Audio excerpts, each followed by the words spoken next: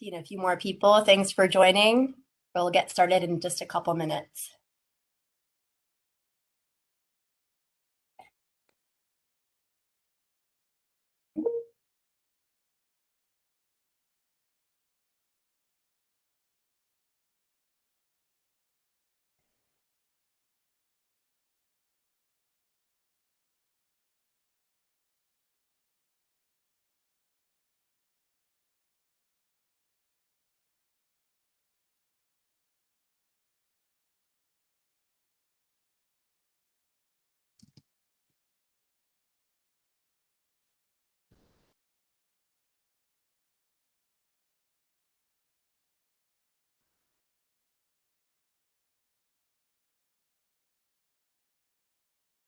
All right, I see a good number of people joined. I think we're going to get started here. Hi, everyone. Thanks so much for joining today's meeting on Oregon Department of Energy's Floating Offshore Wind Study. My name is Ruchi Sudhir. I'm Associate Director for Strategic Engagement at the department, and I'll be serving as a facilitator and moderator today. Before we get started, I'm going to hand it over to our department's director, Janine Benner, for a brief welcome. Next slide, please, and go ahead, Janine.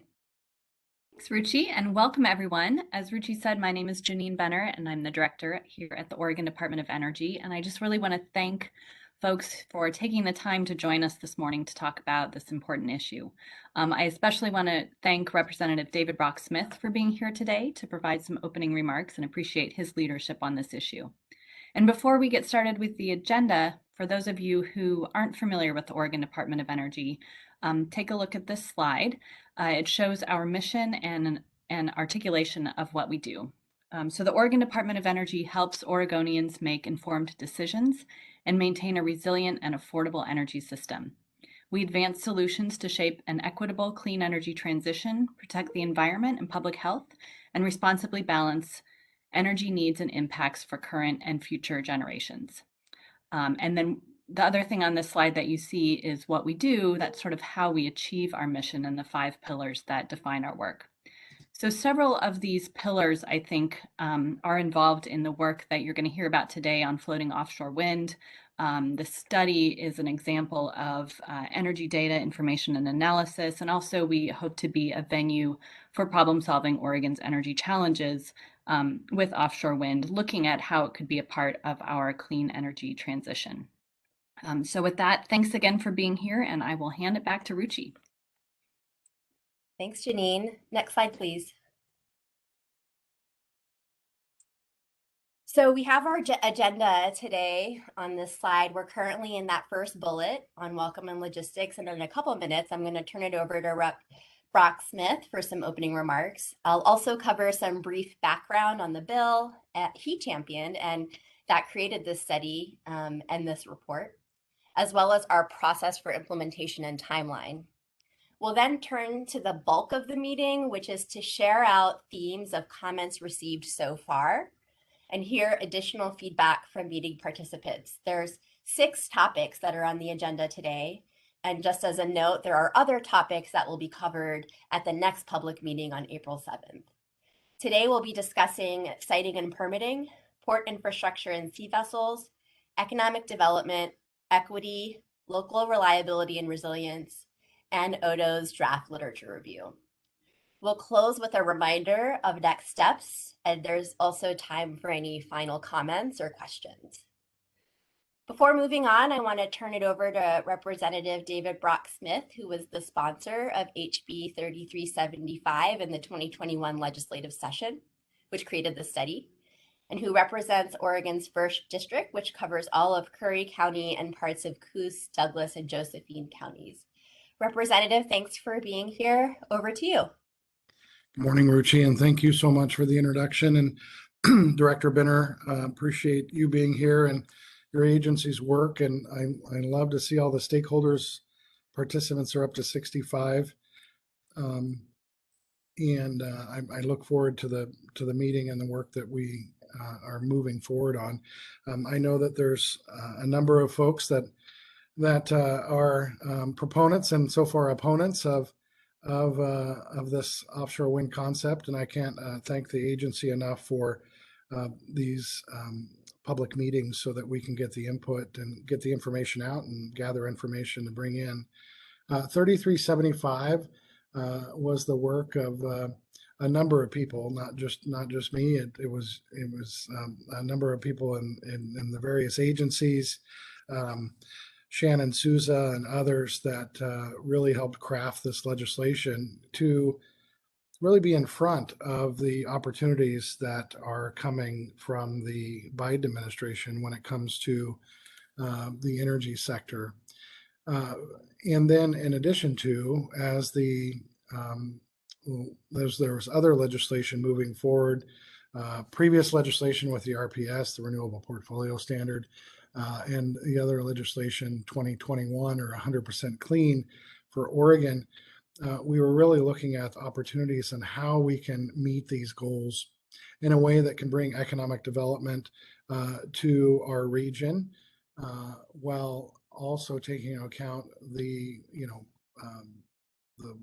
keeping our ratepayers whole, keeping our fishers whole, and so forth. And so I just know that there's a number of folks that have serious concerns. I want you to know that I really truly believe that the call areas are much larger than are necessary for a reason, so that we can have a robust conversation and get real good data so that we can have a symbiotic relationship with all of our stakeholders while growing the opportunities that we have for the Port of Coos Bay and to the Port of Brookings Harbor, as well as bringing energy resiliency to the coast that does not exist.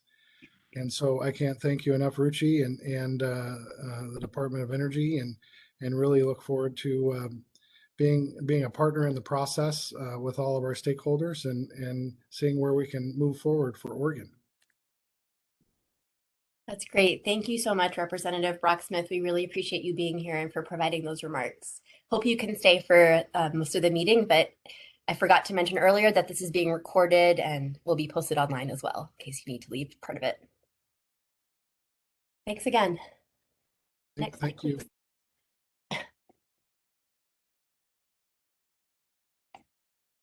Next slide, please. Thank you. So just a quick note on how this meeting will be facilitated, especially if you're not familiar with WebEx. The panelists today are ODO staff that are sharing common themes, helping to respond to questions, as well as a few guest presenters that will be sharing specific information about some of the topics. The attendees in WebEx that you see are the participants for today's meeting, and we're really looking forward to hearing your feedback for each of the topics on today's agenda, as well as at the end for closing comments and questions. So for ODO meetings, we've learned that it's helpful to share some community agreements that our staff uses to help encourage a helpful and inclusive meeting. Some of these might seem obvious, but we found it helpful to sort of have a reminder. So just a couple quick notes on thank you for being here and being present and ready to learn, and a reminder to just be respectful to others. And sometimes learning happens outside of our comfort zones. We have found it helpful to sort of try to listen first and then supply information and other perspectives second. And finally, even though we've been, having 2 years of virtual meetings, sometimes things still happen. And so thank you for being flexible and patient around any technology needs or changes. If something goes awry with WebEx or your experience on this virtual meeting, please let us know so we can try to help by contacting the host of the chat. If that's not working, you could always email us to askenergy@energy.oregon.gov, and we'll put that in the chat too, just in case. Next slide, please.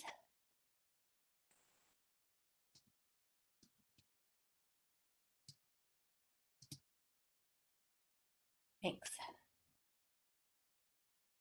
So a little bit more on how to provide feedback today, especially for the attendees, participants here. We're really welcoming your comments and questions in the chat, as well as with the raise hand feature, and I'll show you a screenshot next on where to find those buttons. Note that we have a few guest presenters on the line, and we might need to turn to them to share specific information within their expertise. And I'll have a list of those organizations in a few minutes as well. For the chat, we have a number of Oregon Department of Energy staff on the line to help monitor the chat, and we're going to be pausing at each topic to take a look at what questions and comments have been raised to discuss them more. Please use the chat for those comments and questions pertaining to the topic that we're on in the agenda. I'll be scrolling through and reading those chat comments and questions out loud. We have a few people on the phone so that they can see what that discussion is like, as well as to help encourage discussion and more feedback. If you'd rather stay in listen mode and provide feedback after the meeting, that is completely welcome too. We would appreciate your additional feedback on the discussion today by March 25th. Next slide, please. Here's a screenshot of what you're likely seeing using WebEx. I wanted to point out the chat button at the bottom right corner, which will pop up the chat window where you can type your comments and questions. Also, there are two places you can click a button to raise your hand. The first is that little smiley face at the bottom of your screen. If you click that, it opens a box that has some emojis, and above those emojis is a little gray hand that you can click, and that raises your hand. The other option is if you find your name in the attendees or participant list, if you hover over your name, you'll see a little gray hand appear, and you can click on that, and that will raise your hand and indicate for us that you have a question or comment. When you're done speaking, or if you decide you don't want to speak anymore because maybe someone covered your question or something, you can click on that hand again in those same places and it'll lower your hand. So before moving forward on a quick recap of why we're here, aka HB 3375, I just wanted to check to see if there are any questions about the agenda today or how this meeting will be facilitated, or if you're having trouble finding the raise hand or chat.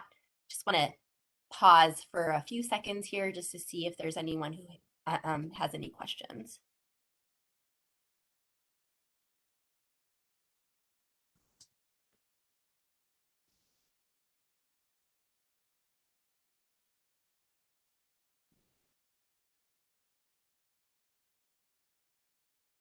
I see that David says, I'm unable to see the participants.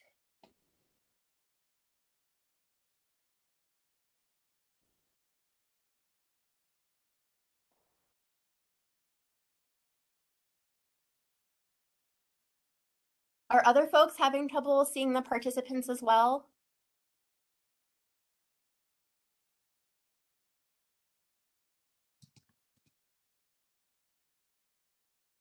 Aha, so it looks like people can only see the panelists and not the attendees. Okay, I think that might be a function of WebEx, so sorry about that. But we will publish the sort of full attendee list on our website after the meeting. Thank you for letting us know. Any other questions or comments on the agenda or how this meeting will be facilitated? Appreciate that, chat. Good morning. This is Karen Brady from the Oregon Department of Fish and Wildlife, and unfortunately I'm on the phone. I haven't heard instructions for phone participants to get attention. That's a great question. Thank you, Karen. If you're dialing in on the phone, if you press *6, that will indicate to us in WebEx that your hand is raised. And then we can go ahead and unmute you, and that way you'll be able to ask your question or your comment. Thank you for that question, Karen.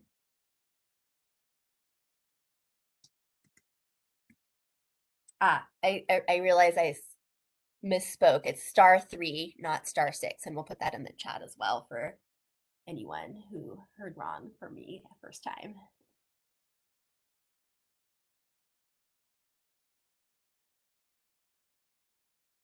Any other questions or comments?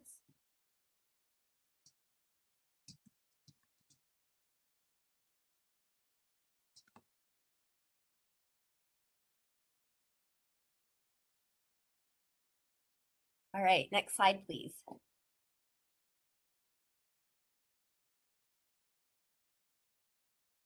So the bill starts with several whereas statements in HB 3375 that provide information about the legislature's interest in this topic.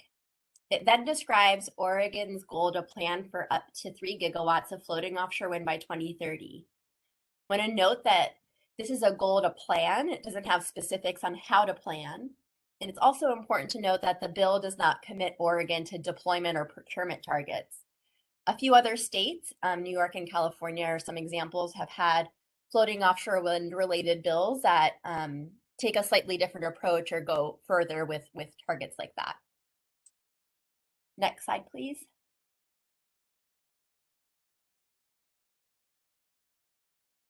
There are 4 core elements for this study, how Odo is implementing the bill.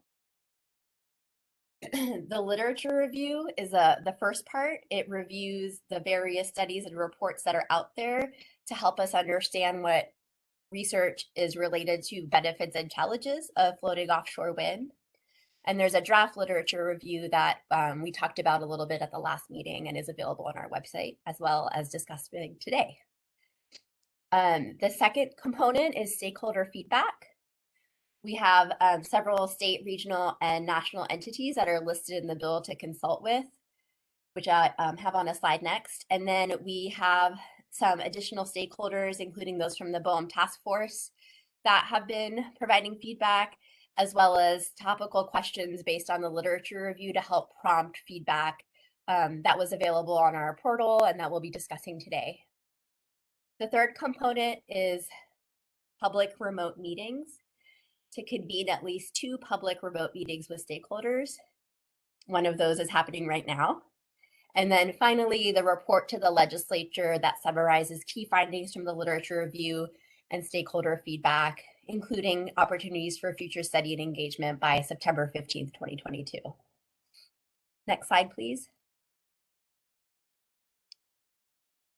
You can click one more time. Thank you. So earlier I mentioned that there are a few guest presenters today. Here are the entities that were specifically listed in the bill that Odo is tasked to gather input and consult with. As you can see, the list is comprised of mostly intergovernmental subject matter experts that are involved with work activities, either directly or indirectly related to offshore wind. Next slide, please. Here's our timeline for the bill implementation. If you click one more time, you'll see that we're currently in public meeting number 1. You can also see some other important dates that I'll mention. After this meeting, we welcome additional feedback due by March 25th. We also plan to have another public meeting on April 7th to share out what we've heard so far in comments on the remaining topics and also discuss any additional feedback after that meeting. We may have a third meeting to continue to discuss feedback if there's interest, perhaps remote or on the coast. It's currently not on this timeline, but we're very open to that. And then in May, we'll turn to drafting the report. And in midsummer, we're sharing out the draft findings. And then the report is due on November 15th. I think there's a typo there. September 15th. Next slide, please.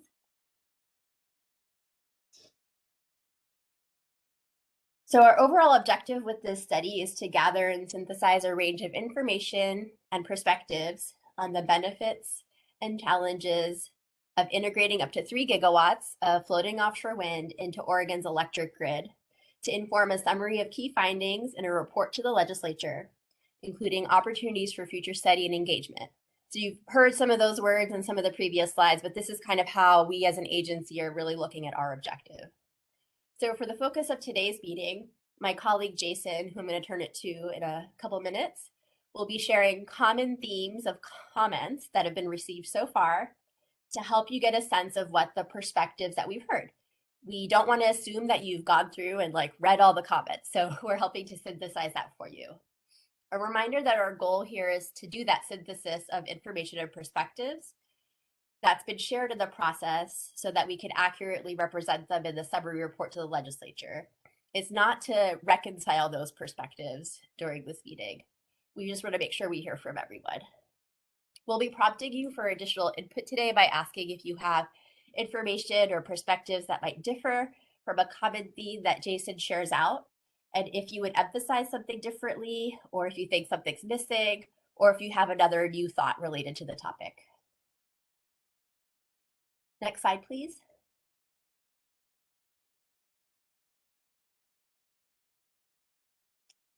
The feedback that was received is viewable on Odo's online comment portal. There's a link on the slide here and also on our webpage.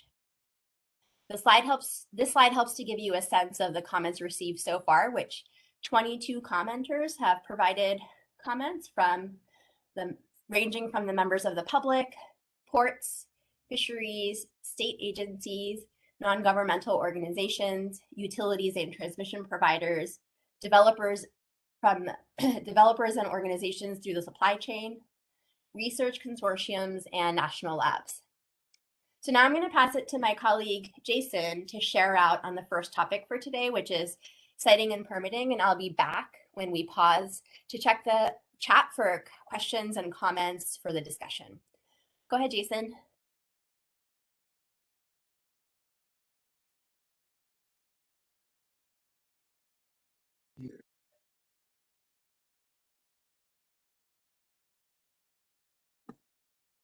All right, I'm unmuted, then I am unvideoed or on videoed. Hello, everybody. Thanks for coming. Thanks for joining. Great job, Ruchi, with getting us settled in here. The lead-off topic for today is siting and permitting, which includes the initial leasing area stage currently unfolding with the Bureau of Ocean Energy Management, or BOEM. We've got some acronyms here on the slide. The BOEM process is used to identify proposed leasing areas in federal waters where offshore wind could be developed. This early leasing stage could be thought of as macro siting, with more granular micro siting of actual potential projects to come later on in the process. The siting and permitting topic is important because floating offshore wind projects need to meet extensive siting and permitting standards, and successfully navigating a complex siting and permitting process before a project can be built. And navigating these processes and meeting these standards also takes time, and timing is a critical element for meeting clean energy commitments and mitigating the harmful effects of climate change. So to help us ground us on this topic, I thought it'd be good to provide some helpful information about what the siting and permitting process for offshore wind looks like, some information about the types of considerations and potential effects that get assessed and addressed in siting and permitting processes, and some information about the existing data and ongoing research that informs siting and permitting assessments. So before we jump into comments and themes for this topic, we'll hear overviews of a few of the key processes and activities occurring in this space. Whitney Hauer with BOEM will provide an overview of the federal siting, leasing, and permitting process. BOEM has been engaging with Oregon on offshore wind for several years through an intergovernmental renewable energy task force. Andy Lanier with Oregon's Department of Land Conservation and Development he's the department's Marine Affairs Coordinator. DLCD, and Andy specifically, is the designated lead of the state's coordination with BOEM's activities and the BOEM Oregon Task Force I referenced. Andy will provide an overview of the state's role with offshore wind, the many facets of the state's involvement with siting and permitting related to offshore wind, and a preview of Oro wind mapping tool that has a wealth of information and data sets that can factor into the siting process. Mark Severy with Pacific Northwest National Lab, and Rebecca Green with the National Renewable Energy Lab are partners in a project called SEER, which stands for Synthesis of Environmental Effects Research. Rebecca had something come up last minute and couldn't join us today, but Mark is here to provide an overview of the goals of their work and how SEER helps provide information about the potential effects of offshore wind, which can help educate people for engagement in the siting and permitting processes. You'll see contact information for all our guest speakers today, so if people have questions, they can follow up outside of today's meeting. I'll also encourage folks with substantive questions about the federal siting, leasing, and permitting processes to track and participate in the BOEM Oregon Task Force process. And I will pause us after each speaker to do a quick check for any big questions, and questions can also be asked in the chat, and we can come back to questions or additional input on these topics during the time for additional siting and permitting feedback later on. So if that all sounds good, I will turn it over to Whitney Hauer with the Bureau of Ocean Energy Management. Hi, great, thank you. So hello, my name is Whitney Hauer. I'm a renewable energy specialist with the Bureau of Ocean Energy Management, BOEM, in the Pacific Regional Office. And I want to thank Odo and thank you, Jason, for the invitation to present on BOEM and its activities at this public meeting today. Next slide. So for to those who are unaware of BOEM, we're a relatively small regulatory agency, and we're within the U.S. Department of the Interior. And our mission is to manage the development of energy and mineral resources on the U.S. Outer Continental Shelf, or OCS. And today I'm going to focus on offshore wind energy specifically. The Pacific region, our jurisdiction is comprised of the OCS offshore Washington, Oregon, and California, shown on this map, as well as Hawaii. And our jurisdiction is from 3 to 200 nautical miles offshore. I want to make an important point in that there are two fundamental things that BOEM does to carry out its mission. And the first is that BOEM provides access to the renewable energy resources by issuing leases on the OCS to developers. And the second is that BOEM has the review authority for the developers' plans on how they will develop the resource. Next slide. We do have an environmental studies program. This funds and manages scientific research to inform policy decisions. And I hope that some of these studies are helpful to the lit review.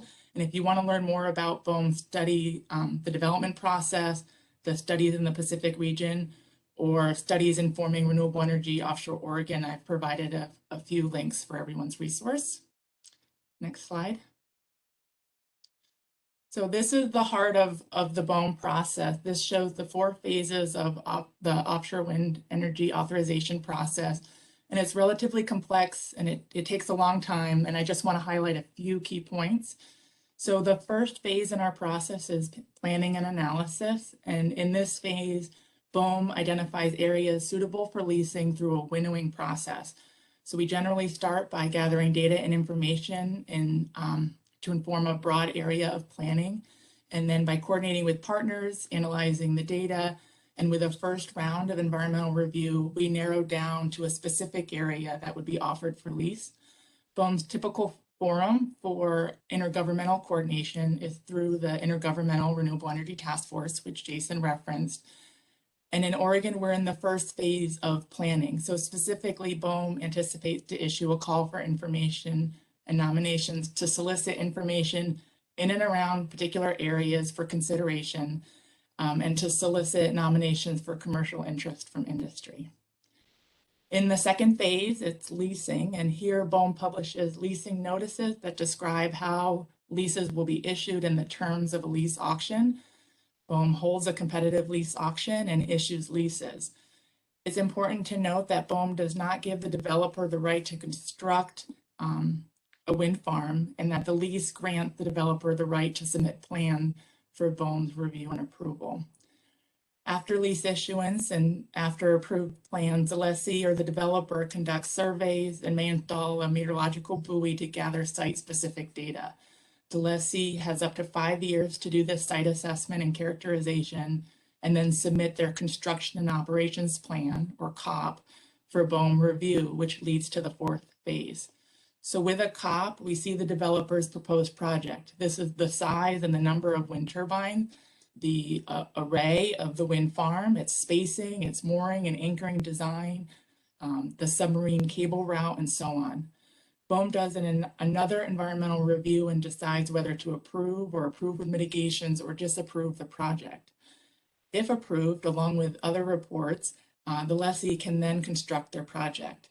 So BOEM's early commercial wind leases had an initial term of 25 years, and we're now seeing commercial operating terms of 33 years with these East Coast projects.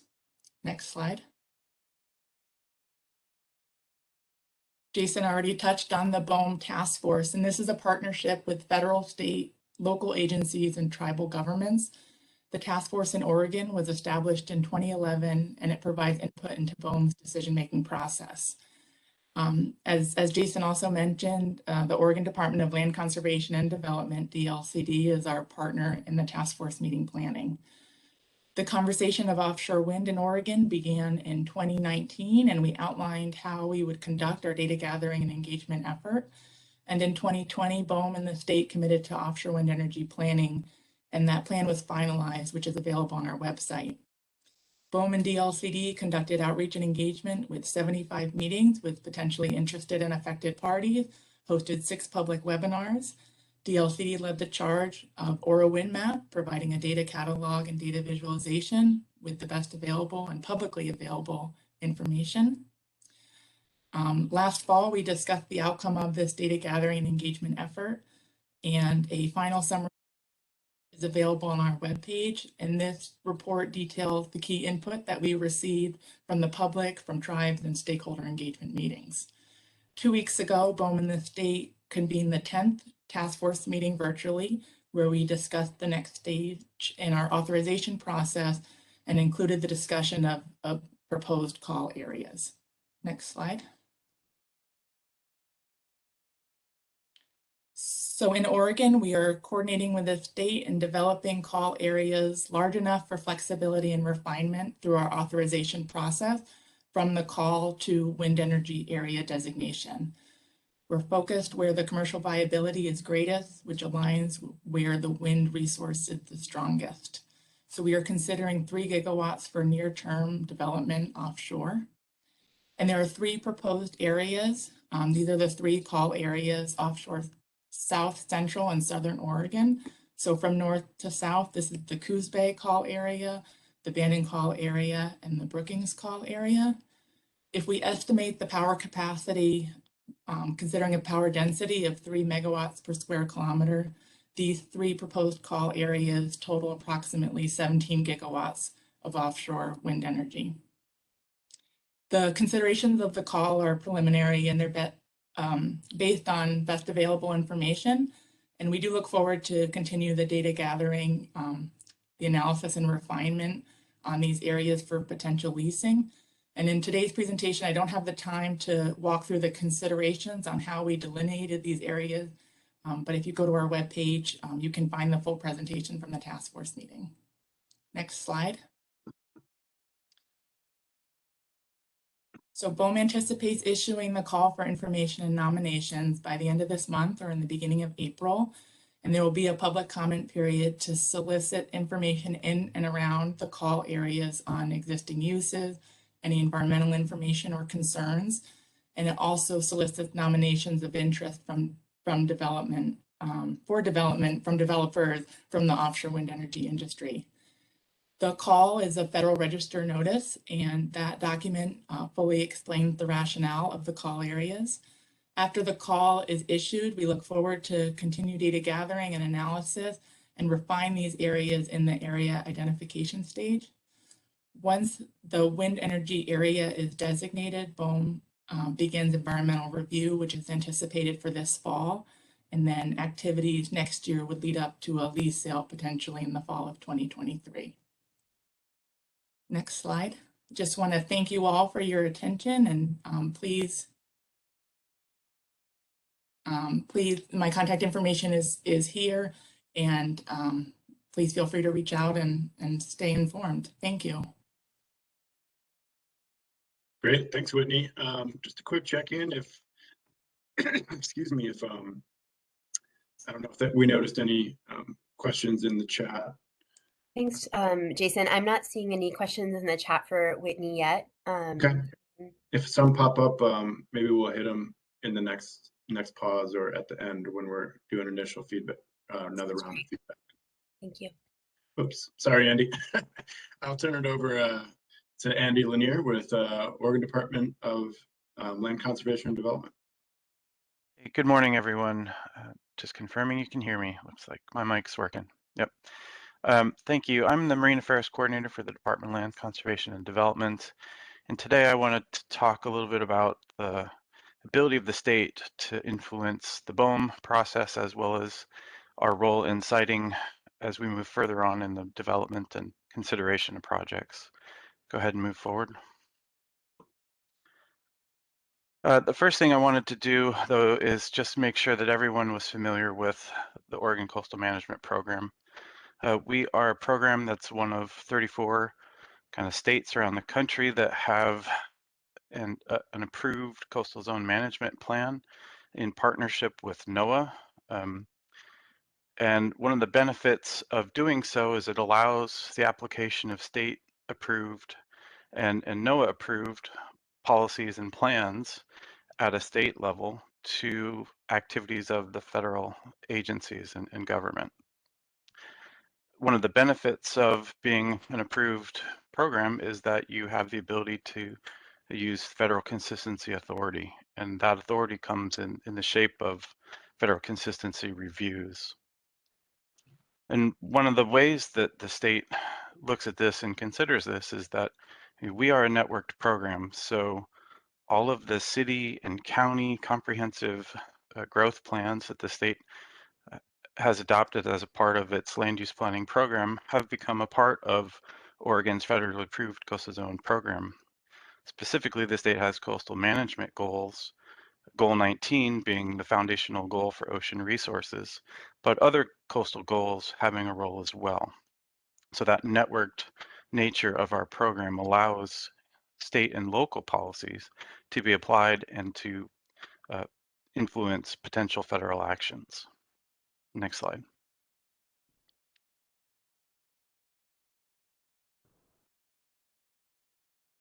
So federal consistency applies throughout the Oregon coastal zone, and that goes from the crest of the Coast Range out 3 nautical miles into the territorial sea.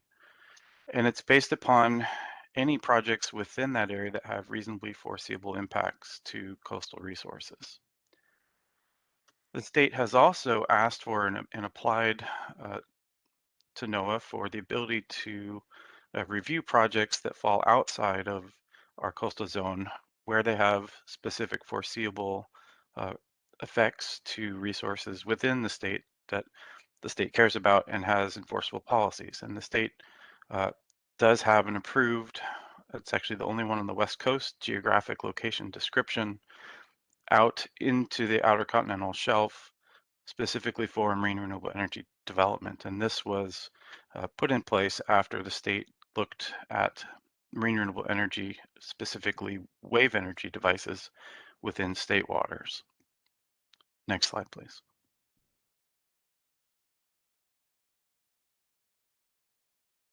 So to think about it more broadly, federal consistency is a coordination tool that allows the state to communicate its priorities and its approved plans relative to a potential action. And in doing so, we have statutory timelines for that review. Licenses and permits, we have up to 6 months, whereas direct federal actions, we have 2 months to review the activities. We have a prescribed set of outcomes, whether it's a concurrence with conditions, an objection, which means that the state does not view the project as consistent with the enforceable policies, or presumed concurrence, which is a procedural concurrence if we don't respond in the timeline that's been allowed. But the real nugget of information here is that the activity is reviewed relative to the enforceable policies of the state. And those are the policies that have been approved by NOAA. Next slide, please. To think conceptually about an offshore wind energy facility and development and jurisdictionally, BOEM's process is really focused on the leasing of lands in the outer continental shelf area. And there will be activities, with associated footprints out in that geographic region. As soon as elements of that project cross into state jurisdiction, crossing the territorial sea boundary and coming onto land, that means the state really does have a larger role in permitting and siting of the elements of the project. Specifically, the state's territorial sea plan will apply within the 3 nautical mile area from shore, as well as along the ocean shore and intertidal rocky areas. And then additionally, on land, where elements of the project will need to be consistent with elements of local city comprehensive plans, which may include estuary management plans, shoreline management plans, as well as consistency with our other fish and wildlife management statutes. Move forward, please. One of the things I wanted to do today is to just touch on an existing array of kind of siting and authorizations that is already in place for the permitting of subsea cables. So as I mentioned, there will be a federal component of leasing of the seafloor in federal waters, and other activities associated therein with impacts to the seafloor. And then moving into state jurisdiction, we will have a consistency review associated with review of the path of the cable and the complete set of authorizations that's required by our network of state agencies that would review specific elements of that cable siting, as well as then determining whether or not the project is consistent with the local plans and policies and those may include things like conditional use permits or floodplain development permits. Next slide. So to bring this all back to kind of BOEM's authorization process, and really just to remind folks that right now, a lot of attention is on the siting of, potential areas out on the outer continental shelf with the call. We are very early on in the process. Jason, go ahead and move forward. I think maybe 4 or 5 little clicks to add the boxes. Federal consistency review will occur during the leasing and site assessment phase. So there's an initial review associated with the actual conduct of the lease and plans for doing a site assessment. And those would be things like geophysical surveys, surveys required to characterize the site. And then a more detailed review, federal consistency would occur when there's actually a plan for the proposed activities and actions associated with the development that would be provided within the construction operations plan. Go ahead, one more. There will be some Army Corps permits that are associated with construction operations plans that our department would also coordinate a review on.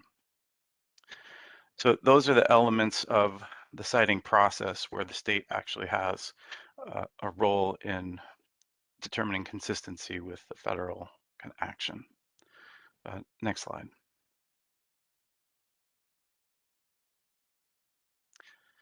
To highlight those points of intersection specifically, and to get down into the nitty-gritty of kind of public review associated with those federal consistency reviews, there would be the first with the BOEM lease sale.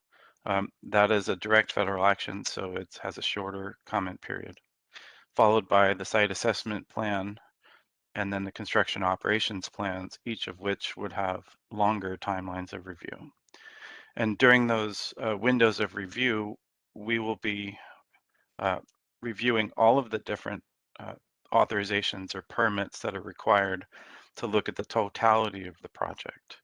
So federal consistency really is the holistic picture of the entire activity, even though the different elements and authorizations are broken down into their constituent parts.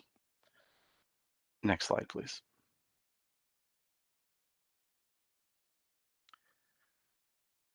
So in looking at the key review considerations for where we are today and what's to come, we've identified through our territorial sea plan some of the key review standards for fish and wildlife impacts, for viewshed impacts. There will be city and county policies and plans that potentially come into play. We will look at elements of the proposed actions relative to consistency with Part 4 of the Territorial Sea Plan covering the cables, as well as for Part 5. And then lastly, we do have a responsibility to conduct tribal consultations in concert with our review to get their feedback and comments on the process. So that's kind of the universe of key considerations. I think there's a lot embedded within, and the devil's in the details. But that's a holistic picture of what we as an agency are going to be looking at. Next slide.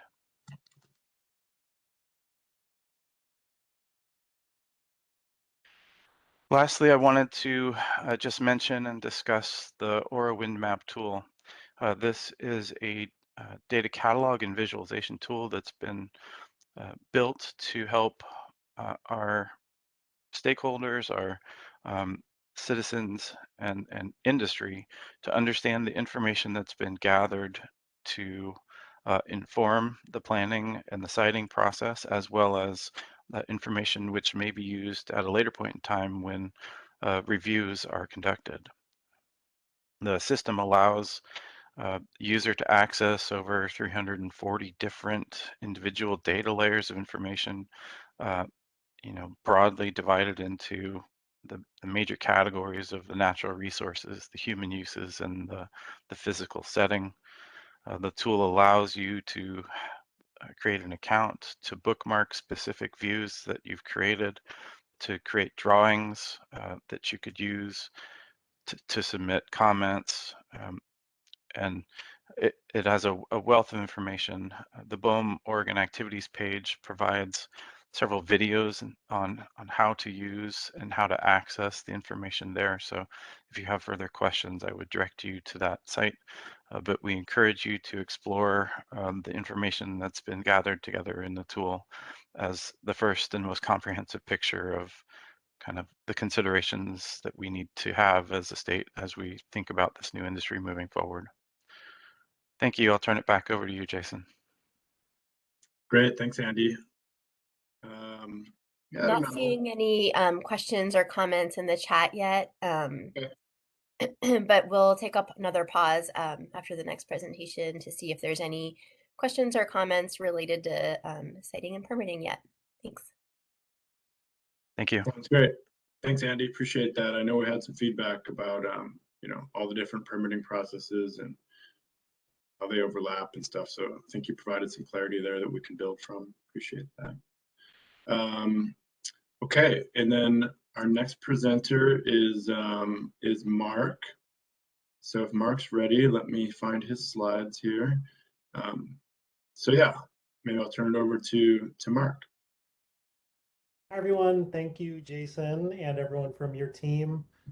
I'm going to keep my presentation real short and give you a quick overview about the SEER project. This project is led by the Pacific Northwest National Lab, where I'm a research engineer, and we're in partnership with the National Renewable Energy Lab, where Rebecca Green is leading a lot of their efforts, but we have a good team that kind of combines both of the expertise at our labs. And I'll start getting into what the project is on the next slide. So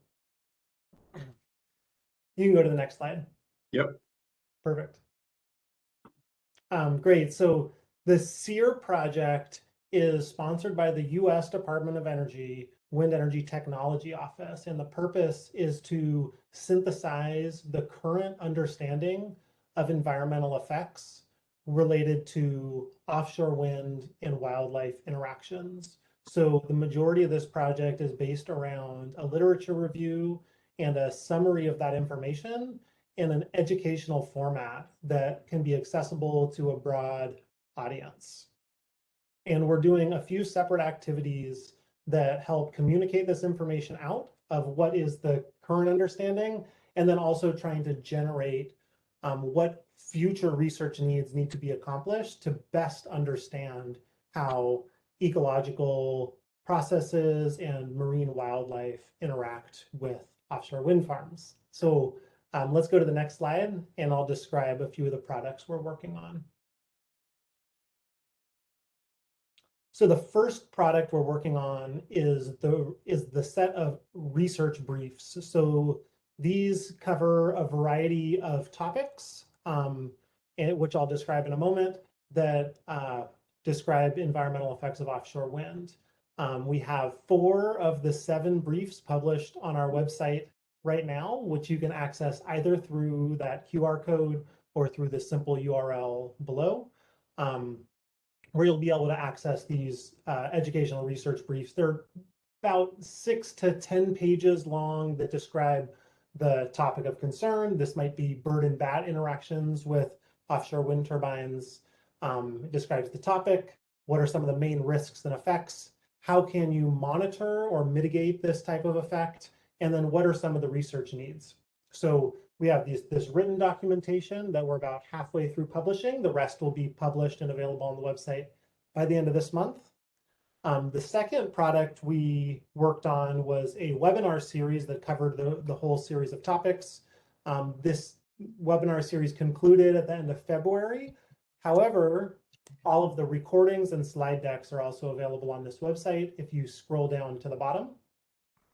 And lastly, we want to make sure that this project not only summarizes what we know right now based on the current research, but what else do we need to know moving forward to help make the best permitting, siting, and scientific understanding of this. So that's where this third product comes into play, which is generating the list of research recommendations.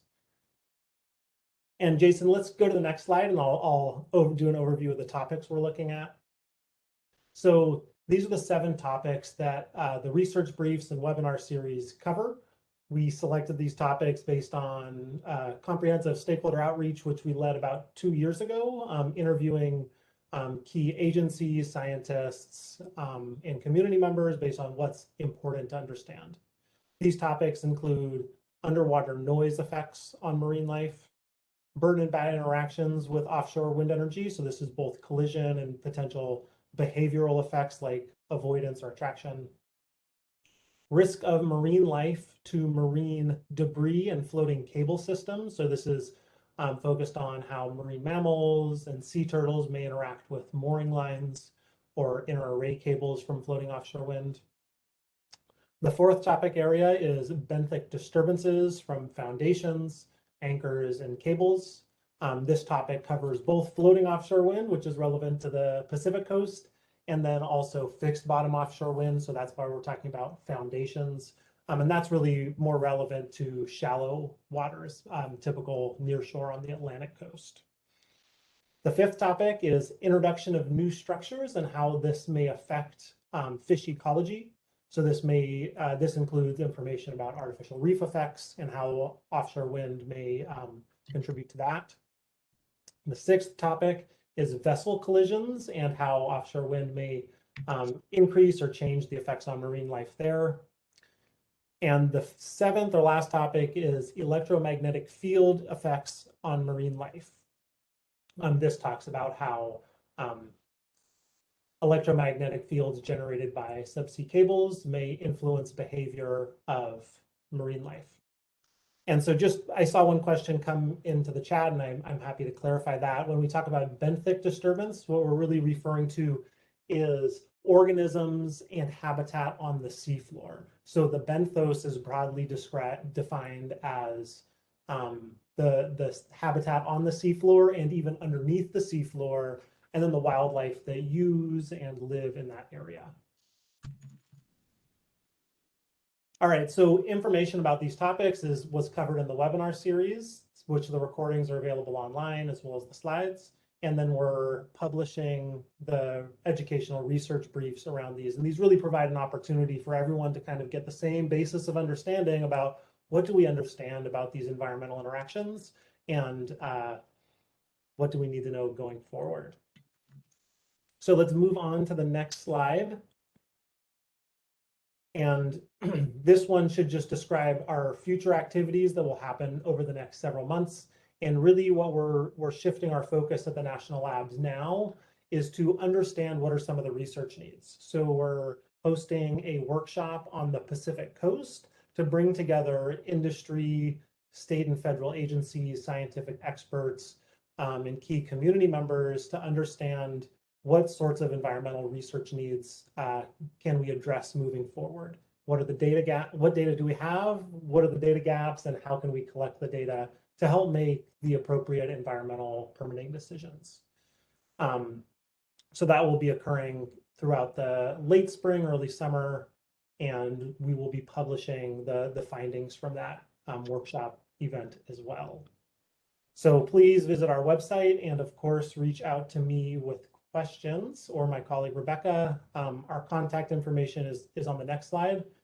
And here we just have our contact information. So feel free to send us an email or drop a question in the chat.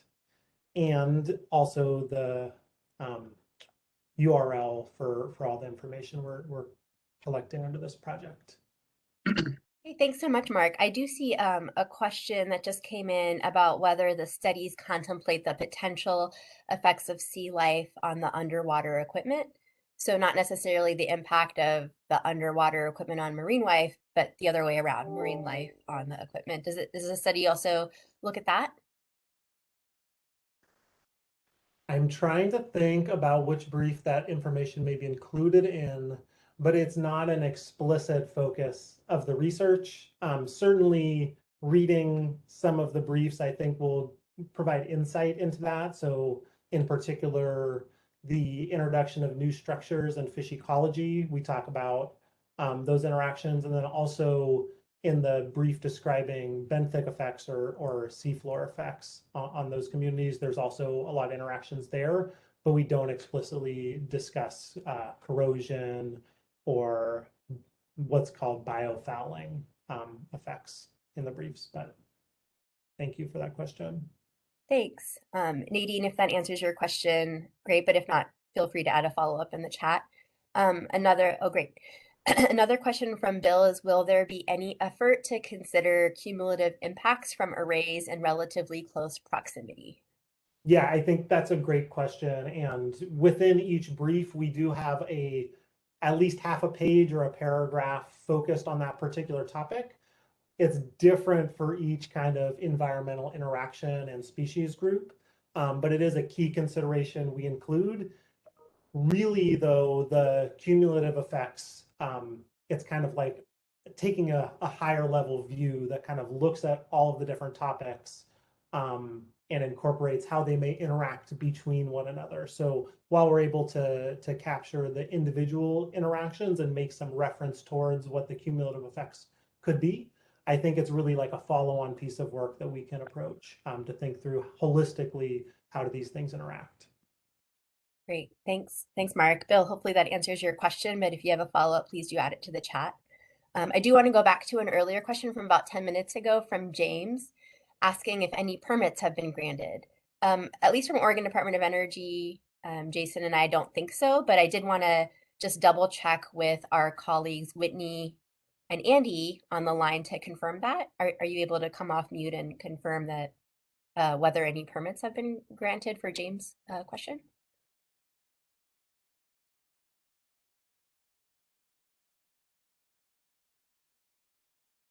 Hi, this is Whitney. I'm just confirming with respect to offshore wind.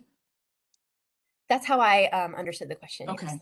Yeah, so BOEM has not issued any lease for offshore the West Coast, but I can note that the Packwave South project is a wave energy project with Oregon State University, and BOEM did issue a in 2021 for that project, or that test facility. Great. Thanks, Whitney. Andy, did you want to add anything? No, there are no permits that I'm aware of, except for what Whitney mentioned with the Packwave. Okay, great. Thanks for the question, James. We also have a question from Walter. How will impacts to ESA listed species be monitored and addressed? And then I'll also note we have a hand raised from Karin that I'll go to next. Great.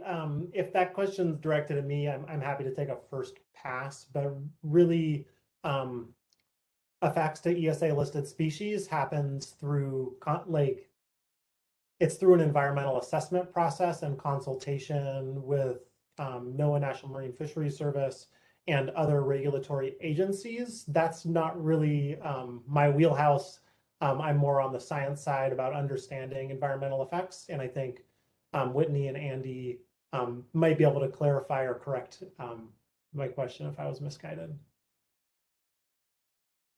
This is Whitney. I can add on, Mark, and you're in agreement in that for BOEM, there's an environmental review, and with ESA listed species, we consult with our other partners. So you referenced the National Oceanic and Atmospheric Administration with the National Marine Fisheries Service, as well as U.S. Fish and Wildlife Service are the two, I believe, main federal agencies that we would consult with.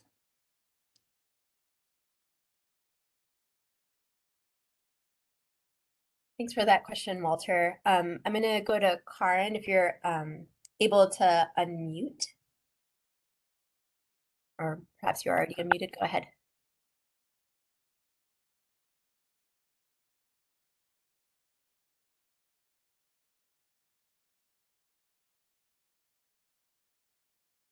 And just a reminder, it's *3 to raise your hand and *6 to unmute yourself if you're on the phone. Did you hear my introduction, or did I just get unmuted? I just started hearing you now, so you might need to start over. Sorry about that. Okay. Wonderful. Karin Bravey, Oregon Department of Fish and Wildlife. I manage the marine program and work with many of you on the line on this issue, and appreciate that presentation from Mark. My question is about emerging research coming out of Europe on wind shadow effects of offshore wind, and there it's not floating offshore wind, but essentially the disturbance of typical airflow patterns at a very large scale and how that affects the ecology. And I'm just flagging that I'm very interested in understanding that new research and wondering if that is part of your issue briefs at this point for PNNL. Thanks, Karin. That's a really great question. And there's actually a lot of really interesting research being conducted there, both in Europe and California. It's not explicitly included in the current set of briefs, it's primarily through we identified the quote hot topics through stakeholder outreach, and that topic was included, but it was ranked fairly low at the current time when we were doing that outreach. So it's included in the sense that we're monitoring and gathering all the literature from it. And we plan to investigate how to best implement any research recommendations coming out of that type of work, but it's not a current part of the synthesis effort that we have a educational research brief about. I would add that as part of the work that we're initiating now, which is understanding the data gaps and generating research recommendations, this is a really nice place to include information like the wind shadow effect and how that may coincide with upwelling or other nutrient distribution patterns offshore.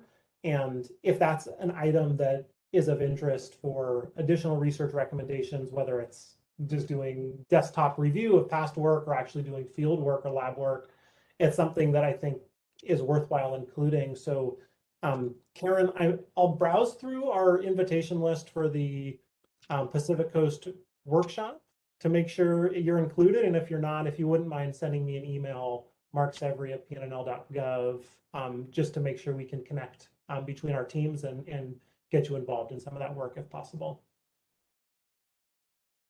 Thank you. Thanks for the question, Karin. I think if you hit *3, it'll lower your hand again. There's another question in the chat from Dave. I think it's to Andy. The GLD goes out to 500 fathoms, 914 meters, and the BOEM call area go out to 1,300 meters. Can you describe how federal consistency would be handled for a development that occurs between 914 meters and 1,300 meters? Yeah, Dave, thanks for that question. When we were developing our GLD, we didn't envision offshore wind potentially going out to the depths that the planning area actually included. So if an application or a lease falls outside of our GLD location, then we would be required to ask NOAA for the ability to review that project consistent with reasonably foreseeable effects that the state identified. So we would have to request in writing for that to occur. But then we would have the ability to apply federal consistency once NOAA, and if NOAA grants that request, which I would expect it to do. Can I add an additional point in that within BOEM's regulations that there is the not to the GLD, but in current regulations, BOEM requires federal consistency review at particular points as well. So there, even if it didn't come from the state side through the request with NOAA and the approved program, it is within BOEM's regulations to have federal consistency review.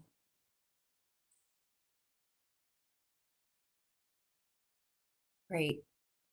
I'm not seeing any other questions in the chat yet, but I'll kind of pause to see if others are thinking. Just checking to see if there's any raised hands from our host. And if not, that's okay. We have a few more slides from Jason on the themes that have been synthesized from the comments received so far on this topic. Okay, not seeing any raised hands there in the chat. So I think that we're good to go ahead. And then we'll pause again after Jason's slides for more discussion on this siting and permitting topic. Go ahead, Jason. Thank you all. Oops. It's a little sunny here, sorry. Too sunny. You never heard a Portlander or somebody from Oregon say that. Okay, turning to the feedback we received. So a refresher on the key topics.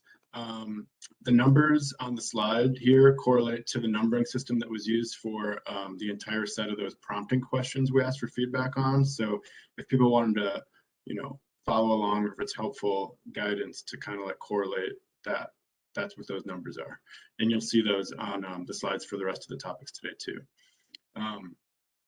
And so in the questions we asked, questions about key topics relating to siting and permitting. So gaps in siting and permitting processes potentially that could prevent an adequate assessment of potential impacts. We were interested in hearing information on that and these other questions. Gaps in data that could prevent an adequate assessment for any potential effects of floating offshore wind projects, whether people have particular concerns that may not be adequately addressed in these processes. We asked for information about best practices that floating offshore wind could use to avoid, minimize, mitigate, and monitor potential effects. And we asked about specific recommendations that could be useful in addressing potential effects. So there are many references to the potential for cumulative effects on the ocean ecosystem and to ocean users. Stakeholders with a variety of interests are interested in cumulative development scenarios. Scale of any potential offshore wind development is an important consideration for assessing the potential cumulative effects, as well as potential effects. Potential effects to, there's a lot of different ways these could play out. Ecosystems and marine species, for example, as well as potential effects for the fishing industries and other industries tied to tourism and recreation. And also the effects economies of scale could have for offshore wind and the supply chains too. So there's lots of different facets of cumulative effects. The graphic to the right shows an example of the East Coast lease areas and their potential for build out based on state offshore wind goals and announced projects. The potential cumulative effects that offshore wind could have is important, and more energy forecasting and modeling will help give a picture of the potential scale that offshore wind could help achieve. To me, could help that would, the cumulative effects, we'll get a better picture of that once there's more modeling and analysis in the energy sector to kind of see how offshore wind could help achieve clean energy commitments of various states. We also received references to data gaps. So references to the wildlife impact data being insufficient, particularly data and analysis on the economic value for fishery activities and industries, including seafood and fishery-related tourism. Information was raised about a NOAA study looking into the full economic value of fisheries across the West Coast to support conversations and processes with offshore wind. Data on sensitive habitats and subsea geology is incomplete. There was comments on that. Also comments on socioeconomic data and effects on jobs tied to floating offshore wind and potentially negative effects to other industries like fishing. Depths considered in the BOEM process so far have been mostly constrained to within 1,300 meters, and there's interest in learning more about the viability of offshore wind in deeper waters.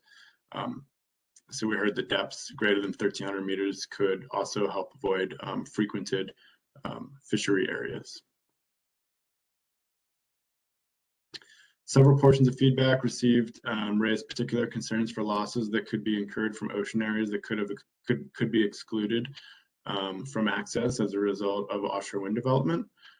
Concern for losses in the form of economic losses for existing industries, concern for lost food security and decreases in supplies of seafood, and concern for lost recreational opportunities were all examples.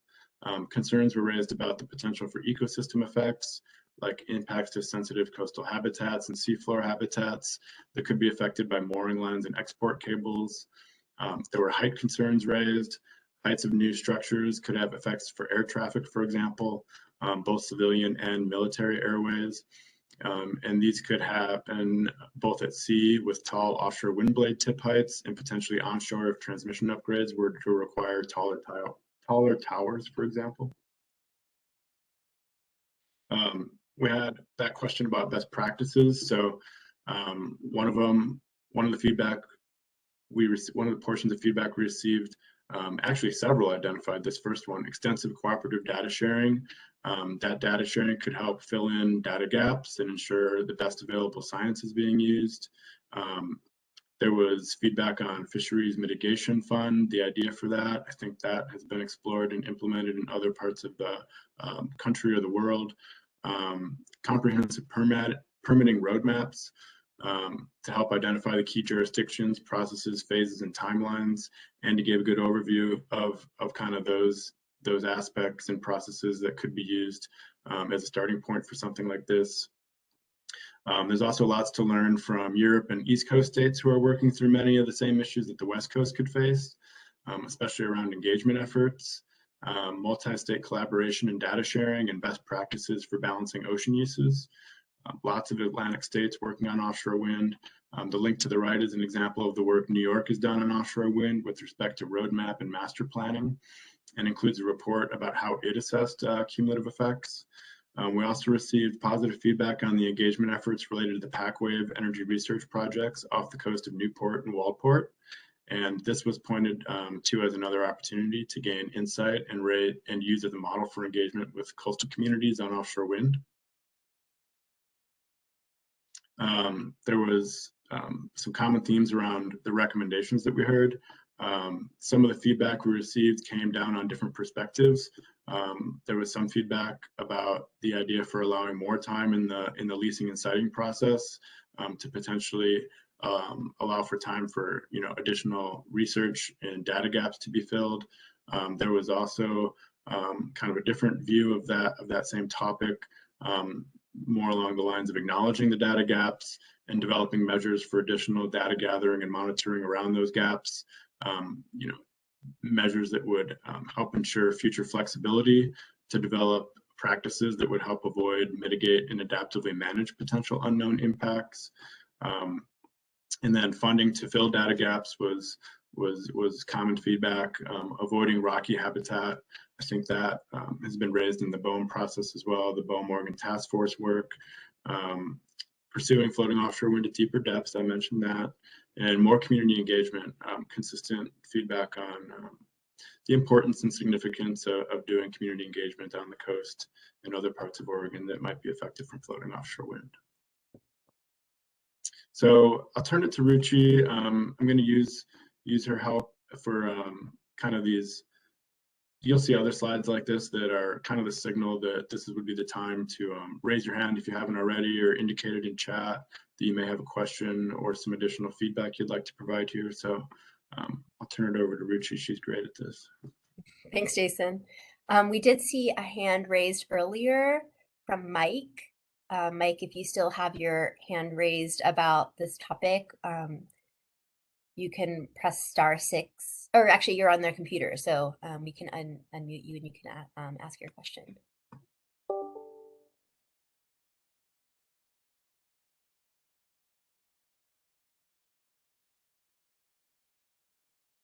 It looks like you're unmuted now, Mike, if you'd like to go ahead.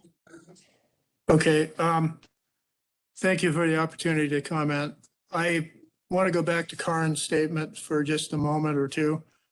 And I think what has been discovered back in this research at Europe, I read the article, just ran across it and read it a little before it became general knowledge, at least amongst the fishing industry.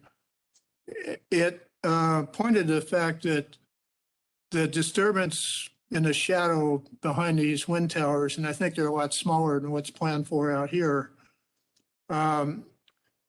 it goes on some distance. They said in tens of kilometers. And two of the species of forage fish that are very important to the California current have a tendency, one is sardines, to go offshore about 60 to 100 miles and spawn. And sardines are very skittish fish because everything in the ocean is after them, basically, and in the sky for that matter. The other one is anchovies, which right now is the mainstay of forage for the California current.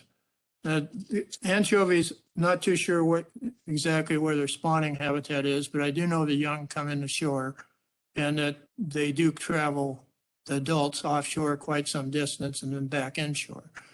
So these are important food webs in the overall ecology of the ocean. Whales feed on them, for example, humpback whales, and a lot of seabirds.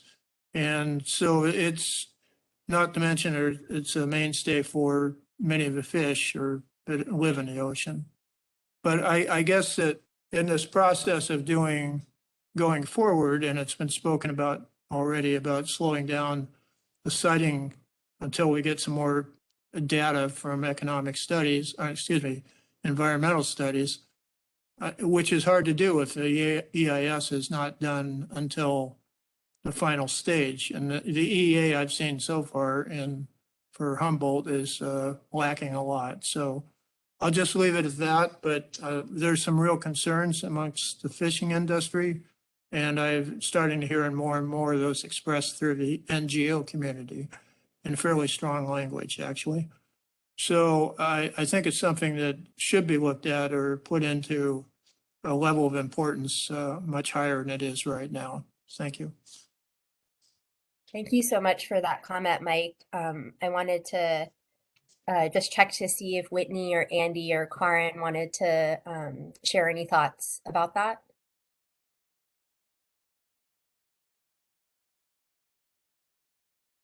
Perhaps on the sort of question of where in the process leasing or site evaluation or thereof that issue might be surfaced a little more and studied.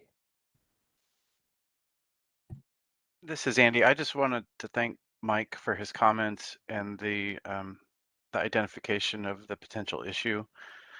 I believe that this would be considered a construction and operation plan time when BOEM would be doing an EIS or consulting with NOAA. Whitney, do you have any further thoughts on that? No, I agree with you, Andy, and I just want to add for some of these. I mentioned it really quickly, but we do have an environmental studies program that is trying to understand some of these. I'm not going to say basic questions, but maybe not site specific questions that falls to the developer. And so to try to raise these questions and with our research partners and so on to try to understand these is also an avenue, is not to wait until a construction operations plan is received by BOEM, but if there are these other aspects to try to understand as well. There's also this sort of a studies avenue as well. But echoing Andy, thank you for the comment, Mike. Can you hear me? Yeah, go ahead, Karin. Yeah, so I would just add that I'm glad that cumulative effects is captured on this slide, and I think this, as I alluded to in my question, I think the wind shadow effects issue is just becoming a more informed topic, and so is definitely going to be something that we'll be looking for more information on. And it is a large scale issue, and one of the challenges of the BOEM process is how to build in those cumulative effects. And right now we're looking at wind farm approval, lease approvals in California and in areas that are relatively close to the sites that are in the call areas in Oregon. And so what we want to consider is how to look at that large regional scale of potential development and what that means for our large scale resources like fisheries, like fish stocks, like whales that don't really understand that there's a state border between Oregon and California and actually migrate across that space. So I'll just add that comment and appreciate that this is a topic that should be included both in BOEM environmental studies as well as the state considerations on feasibility and challenges and opportunities. Thanks. Great. Thanks so much, Karin, Whitney, and Andy. There's actually a couple more questions in the chat you might want to stay unmuted for. I'll just read those out loud. The first is from Harvey. During site evaluation, is there consideration in the study if a historic shipwreck is found, what might be done to prevent damage to the site? And then there's two other chats that are kind of related. One's from Kathy. Is commercial fishing completely excluded in areas with offshore turbines? And then Heather Mann also added to that question and with a comment. BOEM will tell you that they don't prohibit commercial fishing, but it is actually not them. It's the U.S. Coast Guard as well as companies that own the turbines. So two questions related to sitting and permitting there. So this is Whitney. I think I can hit on both of them, but at least to start with the first with respect to shipwrecks. So there are a couple of pieces that I want to highlight. So and if BOEM moves forward and holds an auction and then a lease is granted, that lease has specific stipulations that are required with it. And so that includes that with lease issuance, if there's any prior to any approval for sea floor disturbing activities, that if something is discovered, so we call it an unanticipated discovery, there's a clause that the lessee has to cease operations and report to BOEM for further direction. And these are activities from the high resolution geophysical surveys, so which include these archaeological surveys that are required. And then I also want to note that BOEM is working to develop a programmatic agreement to address the phased identification of historic properties.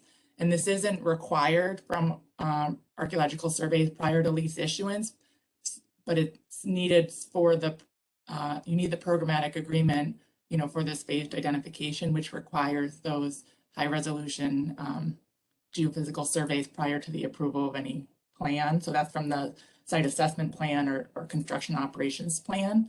And the programmatic agreement follows the National Historic Preservation Act, implementing regulations for phased identification of historic properties. So that's with respect to BOEM's process and up to lease issuance and for follow-on plan approval and what would happen if anything was discovered.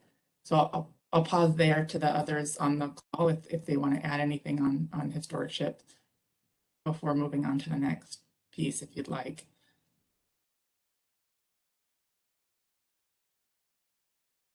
Okay. I think the next question in terms of, can commercial fishing occur, with offshore wind energy development? And I see also that Heather Mann also replied that BOEM would not tell you that they would prohibit commercial fishing. And I want to add, BOEM's authorization and jurisdiction is energy resource, including the renewables, and we do not have any authority or jurisdiction to talk about other activities on the CS. So I think that's a big question mark that is out there to understand if it is, safe to have these two activities coexist, and that the Coast Guard is involved in that conversation with respect to safety and navigation. And I just want to mention, I'm not sure if he's in the audience, but John Moriarty is our task force member from the Coast Guard from District 13. Would be a good point of contact with respect to the Coast Guard and their involvement with multiple activities within a potential project. Great. Thanks, Whitney. Hey, Jason, if you go to the next slide, we can look at the summary of themes. I saw Ren Fees had his hand up, but I also saw he put it in the chat. So I'll just read his question, and you're welcome to go off mute and add to that. Are there responsible development requirements, high road labor contracting practices that could be included as part of the stipulations in a leasing or auction?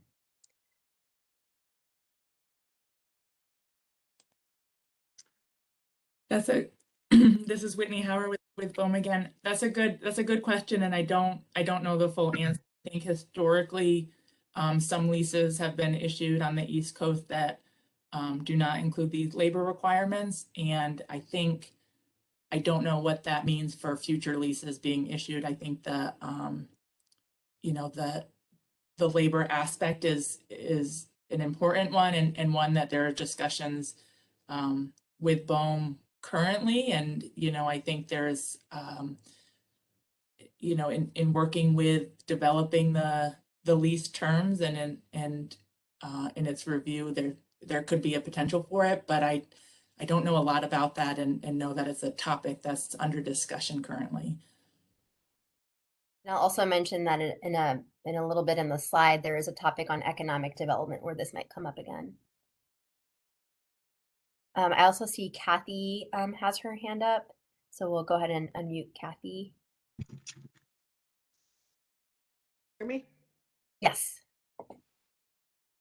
Was that a yes? Yes, we can hear you. Thanks, Kathy. Okay, I had a follow-up to my question about allowing fishing.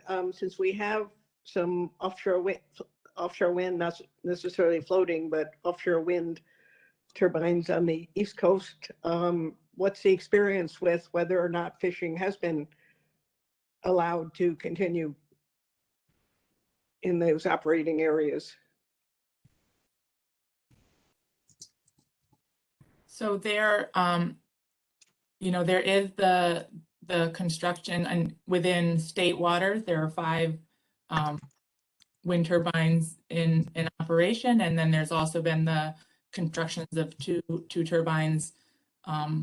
That's a Block Island wind project, and then 2 in federal waters as a research project off of Virginia. And so we're starting to see what that looked like, but there is still fishing that occurs offshore these turbines. So there was whether or not for the construction of the turbine, there could be a buffer area to exclude any type of activity while these devices are being installed, and even to that extent, I'm not sure if there was a buffer implemented. I know there has been examples of that in the world, like around the world, but we are still seeing, as proposed in the construction operations plan of activities and its environmental review, there is fishing within the project's area. And also, do we have any experience from Europe as to whether they keep their fishing going they've had the offshore wind lot longer than we have. So that's a good question. I think I don't know the answer. I think where this becomes a really interesting question for the West Coast specifically is the floating offshore wind energy technology with the floating platform and the associated cabling, mooring, and a dynamic sea cable that's suspended in the water column. And there are a few examples of floating offshore wind that are worldwide, and I don't know the answer for that for how fishing is within that area. Okay, could you make sure that that's listed on the inclusion of questions that need to be answered?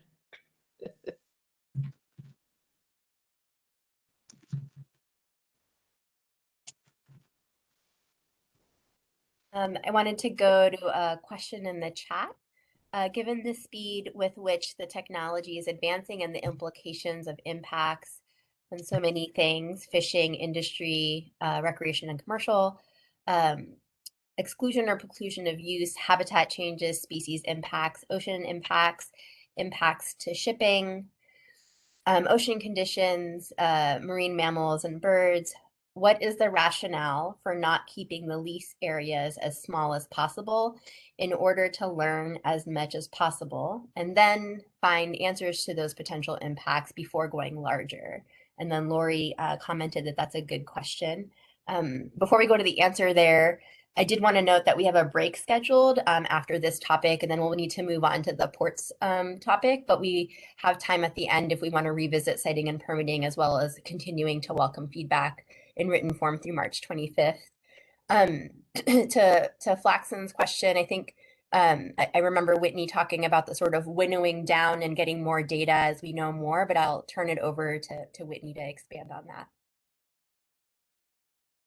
Yeah, I think it's a good question. I mean, BOEM is under, we have our regulations that dictates our process, and I think we work with our partners and as a part of our sort of data gathering and outreach effort for the years leading up to this, the discussion of the approach in Oregon to define these large areas for further consideration was the approach that's being taken. And in the by doing that, we're making this the call becomes public and area identification. We receive public comment. It's a transparent process and continue to work with our partners to narrow in on these areas. If we were to take an approach of looking at a very small area, we're predetermining where that siting should occur without all of that input as a part of BOEM process, without that full public comment period, and I think that if having a small area is determined that that area is not suitable, you sort of start at square one again in BOEM's process, and that you would put out a new call. So, I think there are pros and cons to different approaches, and by starting large and continue to work with the state and the task force and the tribal members, and then our public comment period and all of our other outreach and engagement efforts, we're able to do this winnowing process.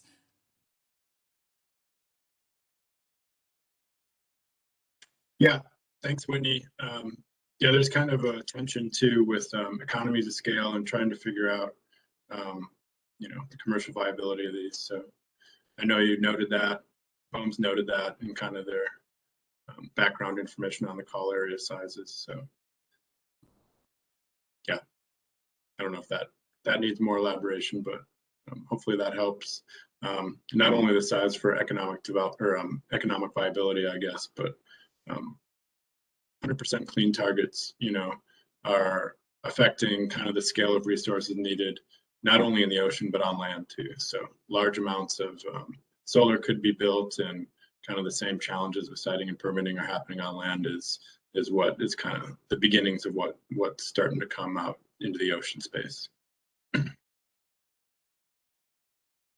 Thanks for that addition, Jason. And for those of you who didn't get a chance to tune into our kickoff meeting, Jason provided a great summary of the sort of renewable energy and climate change targets that have been established in Oregon and across the West that has sort of been driving a lot of this interest.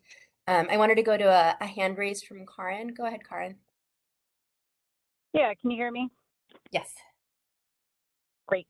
So I wanted to go back to the question about fisheries being excluded, and just wanted to add to Whitney's description, which I understand, and thank you for that information. But I wanted to add that some fisheries will be excluded by practice, regardless of whether there is a regulatory prohibition. And some of our West Coast fisheries that might fall into that category would be things like groundfish trawl, midwater trawl, where you have large nets that are the tool the fishery uses to capture the catch. And those types of fisheries gear do not interact well with large structures in the water and would lead to significant loss of fishing gear, which then could potentially cause secondary entanglement with protected species like whales and birds. And so that essentially could be a group of fisheries that, even if it's not prohibited from interacting, from fishing in around the structures, by practice would not be logistically feasible or smart for an individual to use that kind of gear. So I think that's important to keep in mind. But I think that until we have ideas about the types of fisheries that might successfully interact safely within the turbine areas, I think from my perspective as a fisheries manager, I'm anticipating that fisheries would largely be excluded writ large from these areas. So that's just kind of how I'm approaching thinking about potential impacts and interactions, even though that may not be 100% true. And then I also wanted to just add that I think that the large to small process, the winnowing process, is really important, and the call areas that are out right now need a lot of work in order to narrow in on the right areas within them that would be minimizing impacts and would be good for the energy industry and so on. And there's an additional concept that I heard that I think should be part of Oregon's consideration in this study, which is phasing in projects, not just the winnowing down of good areas, but then once you starting with a project that's at the appropriate economy of scale, as Jason mentioned, but perhaps isn't the entire 3 gigawatts all at the same time. And allow a stepwise phased-in process. So I really appreciate that question, and I think that should be a consideration in the study. Thanks. Thanks, Karin.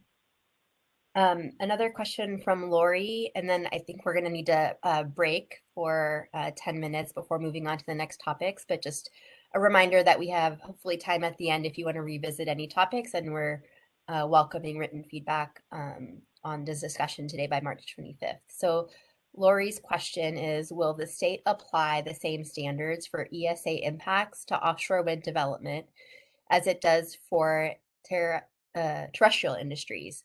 Several ESA species have significantly restricted industries like forestry in Oregon. Can we expect to see the same approach used by the state to ensure ESA impacts from offshore wind are minimized? Not sure if Andy or Karin from the state want to weigh in on that. Yeah, I'll go ahead and take a crack at that one. We will carefully consider any of the consultative advice and review that happens in association with the production of an EIS from BOEM when they are looking at project elements and their interactions with natural resources. Specifically, Whitney mentioned consultations with NOAA or consultations with the U.S. Fish and Wildlife Service. And when the state is conducting its federal consistency review, we will look carefully at those documents. Those would be part of the necessary data and information which should be required for the state to make a review decision. Whitney, do you have anything to add?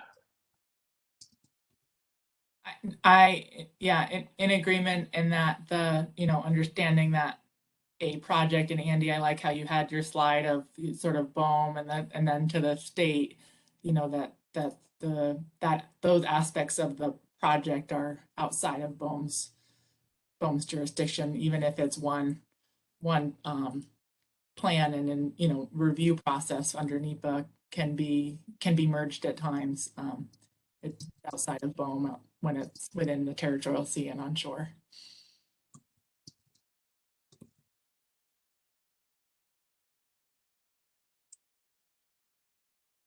Thanks for those responses. Just checking to see if there's any kind of last hands raised. I'm not seeing anything else in the chat other than a reminder that the recording of this meeting will be posted to the department's website in a couple days.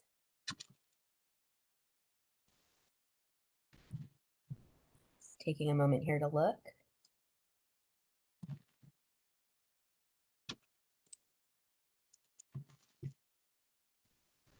Okay, we don't see any hands, so I think this might be a good time to take a break. If you go to the next slide, Jason, we have a 10-minute break scheduled, so please be back at 11:22. We'll type that in here, and hope you can just grab some water and be back to talk a little bit about our next topic, which is ports, port infrastructure and sea vessels. Thanks everyone for your interest and your comments, and we'll see you soon.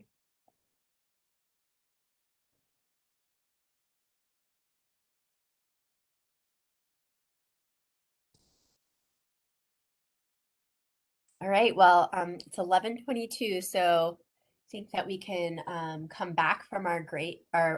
Hopefully you were able to get a snack and some water. We're going to move on to our next topic, port infrastructure and sea vessels. I'm going to pass it to my colleague, Jason.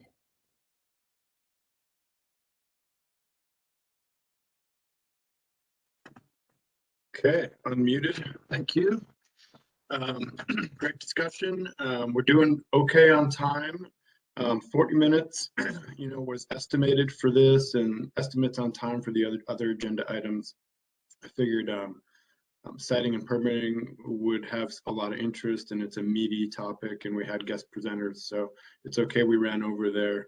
And I wanted to lead off with that to make sure we hit that. It also kind of feeds into port infrastructure and sea vessels. There's siting, permitting relations with these topics as well.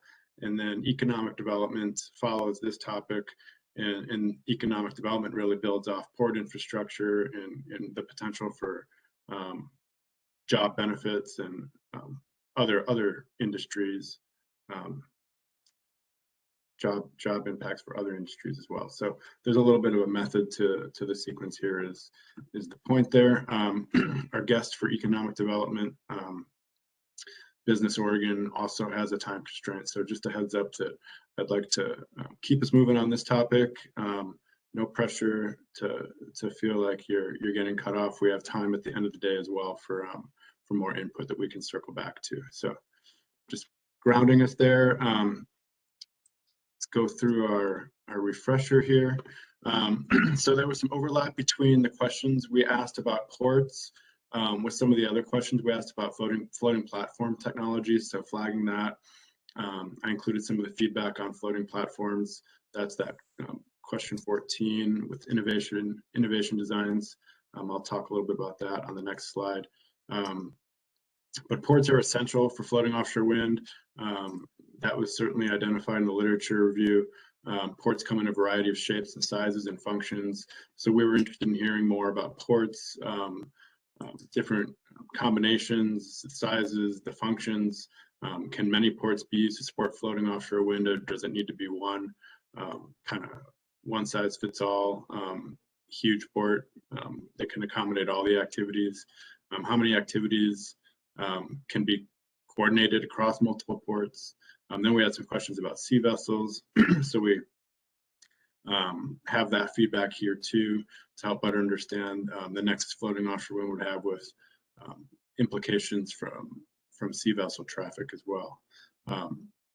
You know, what kind of sea vessels might be required, impacts to shipping routes, port access, other considerations.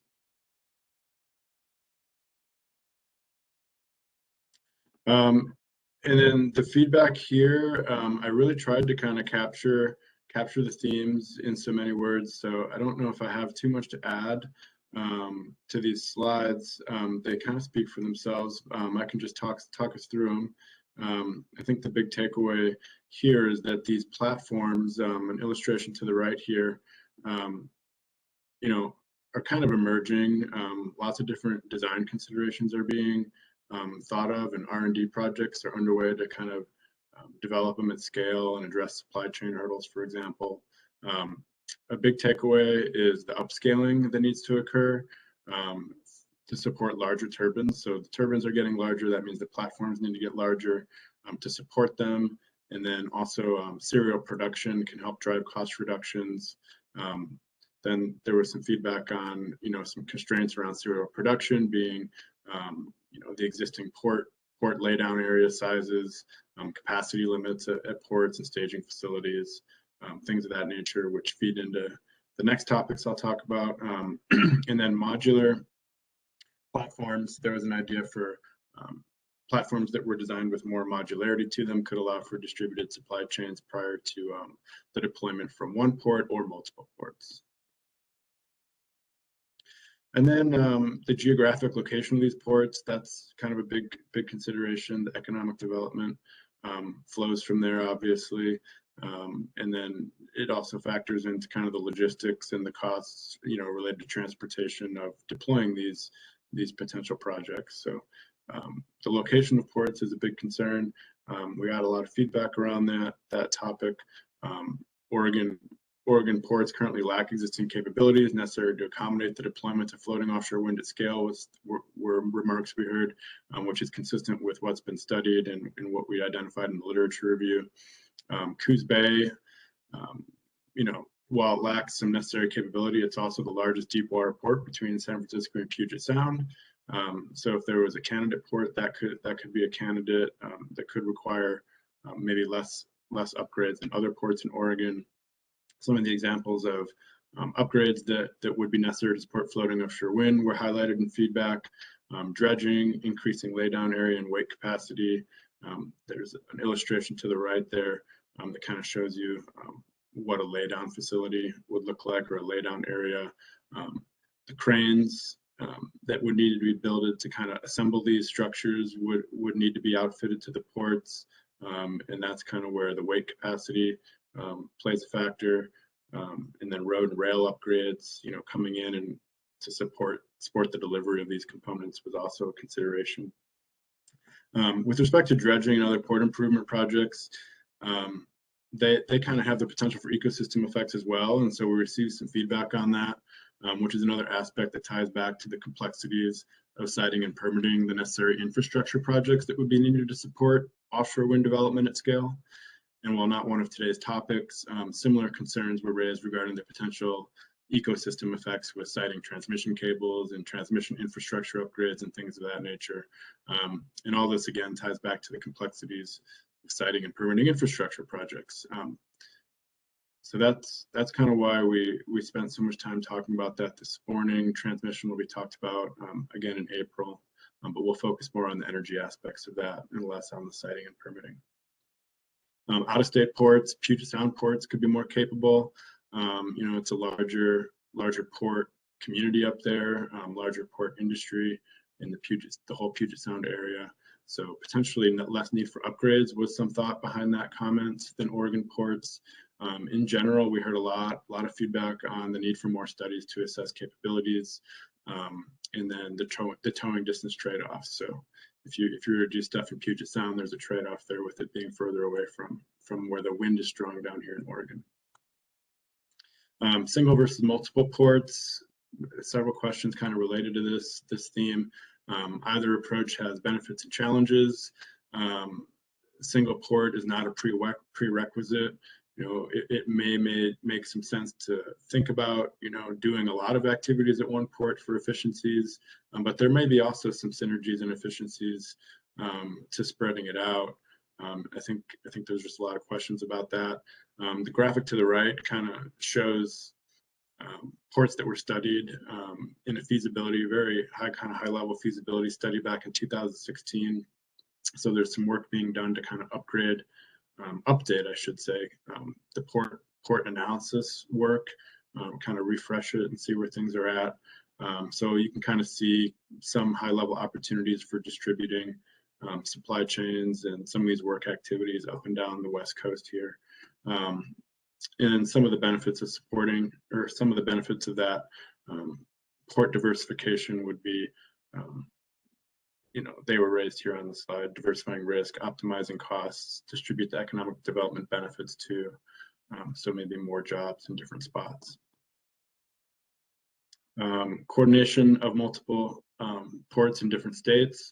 If it did get kind of distributed more, there would need to be a lot of coordination. That was some of the feedback we heard. We've heard some interest, I think, from communities up in the Puget Sound area who could potentially do this work. Oregon communities, of course, and there could be existing regional bodies that could take on a coordination role. The nexus of the location and the grid interconnection, which is kind of more of an energy component, like where the cables come meet the onshore grid. We just asked if there could be any synergies there, and we got a lot of feedback saying that there wouldn't expect it to be any. And the interconnection could occur away from ports, away from where the development of the O&M services could be deployed from. So. And then when we're looking at sea vessels, here's an illustration that kind of shows the scale of some of these designs for floating platforms and how they can be delivered to ports for assembly with turbine structure. Good kind of visual just to kind of level set everybody on what we're talking about. So vessels capable of supporting the transportation of these components that have relatively unique shapes and sizes would likely require specialized vessels. Definitely heard feedback supporting that. Global supply chain is currently limited with these vessels.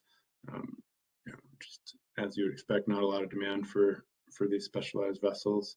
And then there's also Jones Act considerations. People are curious about that. It's a U.S. maritime law that requires vessels transporting merchandise between 2 U.S. points to be U.S. flagged, meaning the vessel must be registered under U.S. laws. And so this requirement could apply to vessels transporting wind turbine blades, for example, or floating platforms. And from what I've gathered, there's a relatively limited number of these vessels. That said, there was feedback from a few folks on the development pipeline for these specialized vessels, and the orders have been placed, to kind of keep up with the demand seen in Europe and other parts of the country out on the East Coast. Shipping routes and port access. Floating offshore wind could cause port congestion. That was flagged as a potential area of it was an area of concern that was flagged for potential study. There's a U.S. Coast Guard studying the West Coast vessel traffic and port access. So that could help get a better understanding of that. And then there was also feedback that kind of talked about how that could be worked around, different schedules for different vessel traffic. The U.S. Coast Guard study was interesting. I looked into that a little bit more. It is not solely related to offshore wind, but it's on the list of motivations for the study. And some of the other motivations were just increases in shipping traffic generally and larger vessels that have accommodation constraints. So there's a trend in the shipping industry for larger vessels. And then also that Coast Guard study cited forecasts for increased development of aquaculture farms, marine sanctuaries, potential LNG export terminals, all in addition to the potential for offshore wind development as well. So lots of different motivations that kind of have a nexus with some of the themes we talked about today, siting and permitting and marine ecosystems and aquaculture and other energy considerations. So that U.S. Coast Guard study, I'm not sure when the timing of that is, but I'm going to keep my eyes out for that. That'll be helpful. And then, hopefully that wasn't too high level, but we got a lot of feedback on this topic and we're hoping to hear a little more. I'll turn it to Ruchi, and I can also, we're kind of experimenting here, but if it's helpful to stay on this slide to keep the mind on the topic and recap, then I'll leave it here. Maybe I'll turn it back here for a second. Yeah, thank you. Yep. So here's the time to sort of think about if you have additional input, if you have other information or perspectives that might differ from the themes and kind of the common feedback that Jason synthesized. If you have some elaboration on a certain point that he made or wanted to emphasize a point related to port infrastructure and sea vessels, if you have ideas for future study or engagement on this topic or new thoughts, and then you can go to the next slide and I'll paste these into the chat as well so you can see them. And here's the summary of the themes that he went over. A reminder for those of you on the phone that you can hit *3 to raise your hand, and then when we call on you, you can hit *6 to unmute yourself. I'll just checking the chat here. I see there's a comment from Janet that I'll read out loud. Coos Bay has very fine sediments. Channel deepening and widening would adversely impact the estuary.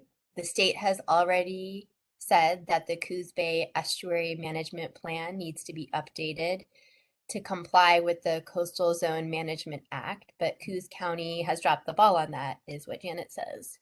Will these projects comply with the CZMA? Also, the state has already made it clear they don't support channel modification projects and has pulled funding. The permitting process has been paused for a long time. Thanks for that comment and question, Janet.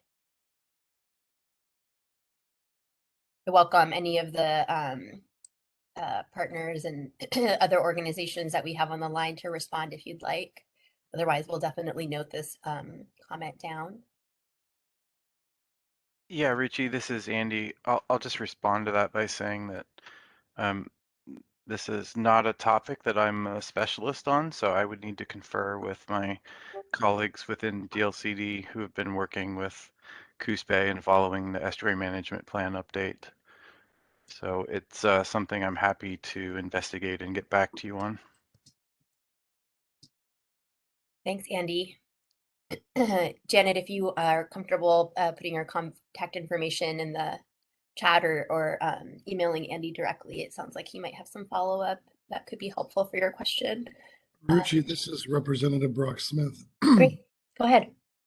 I didn't hear all of the question or comment, and I apologize. But as far as the channel deepening,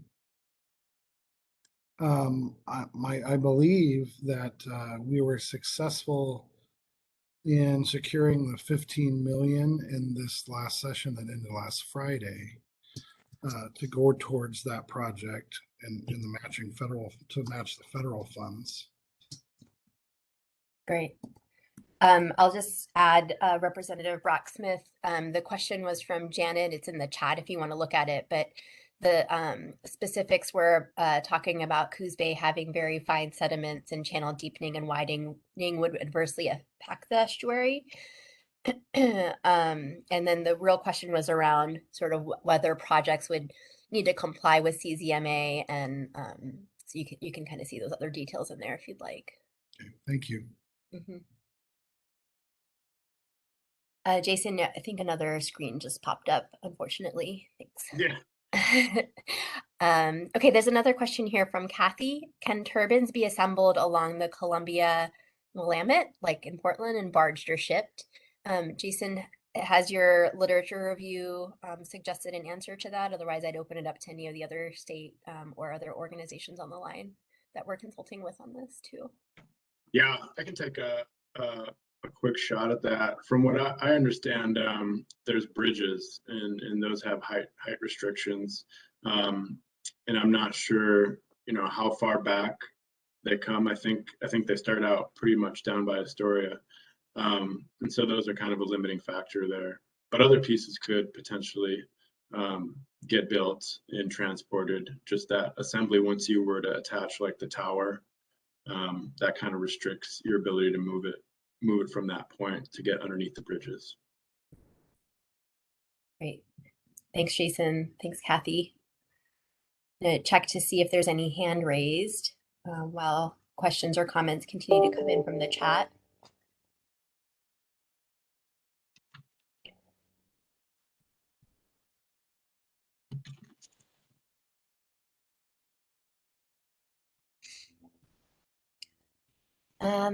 Not seeing any hand raised yet, but I do see a question from Mike in the chat. The process of environmental review for siting and leasing without first conducting a programmatic EIS is contrary to all other agencies, is his first comment. It leaves open the question of environmental and economic impacts until the final stage of the process, by which point developers may have invested millions. Further, for fishermen and NGOs, it creates a black hole of knowledge about what to expect for protected or ESA species and continuing viability for a large portion of the seafood industry. Thanks for that comment, Mike.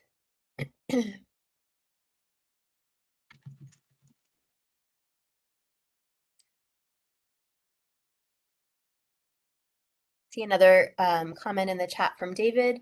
Brings up a good question. At what point in the, I think, construction is the tower placed on the platform? At a moored location or before?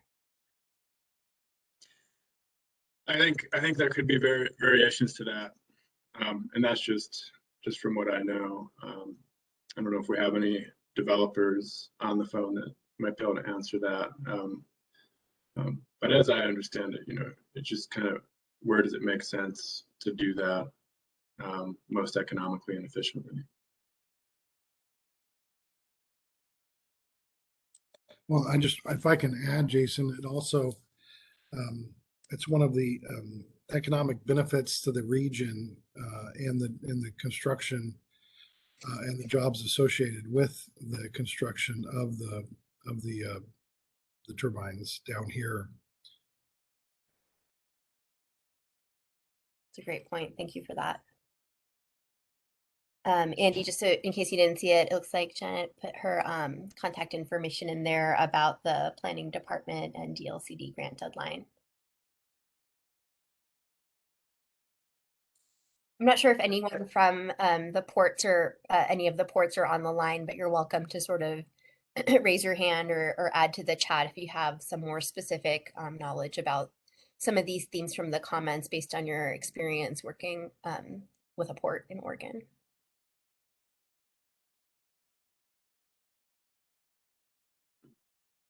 Checking to see if we have any raised hands, so just a bit of a pause here.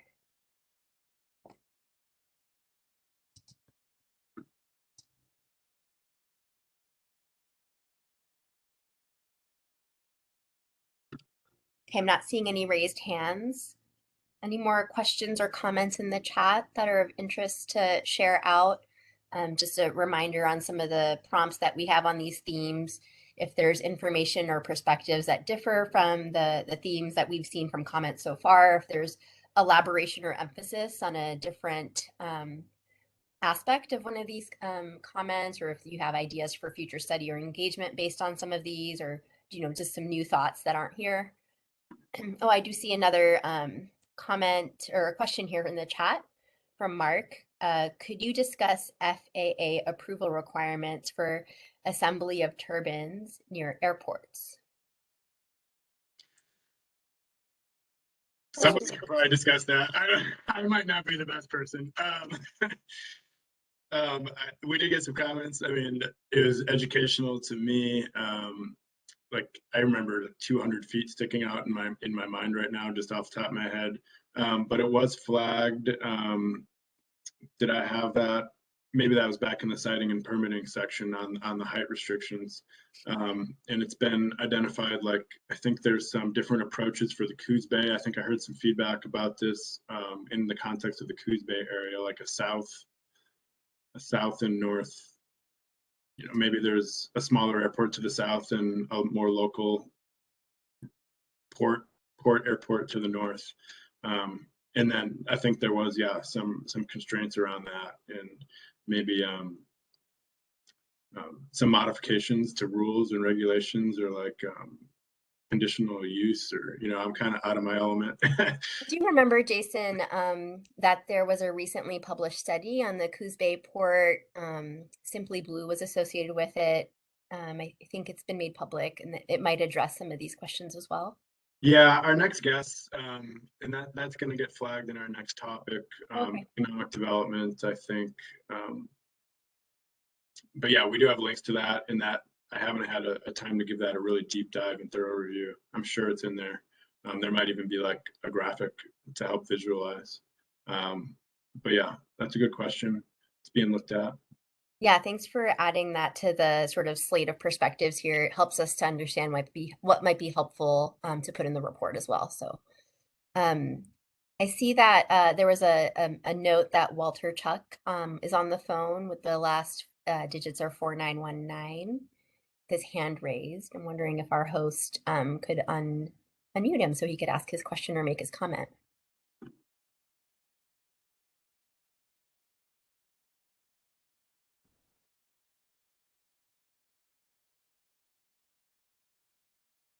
The last four digits were 4919.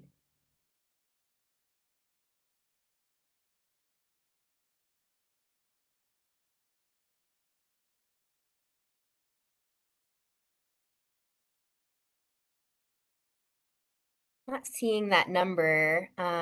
So we'll keep looking for that, and I'll go to Janet's question in the chat while we continue to look.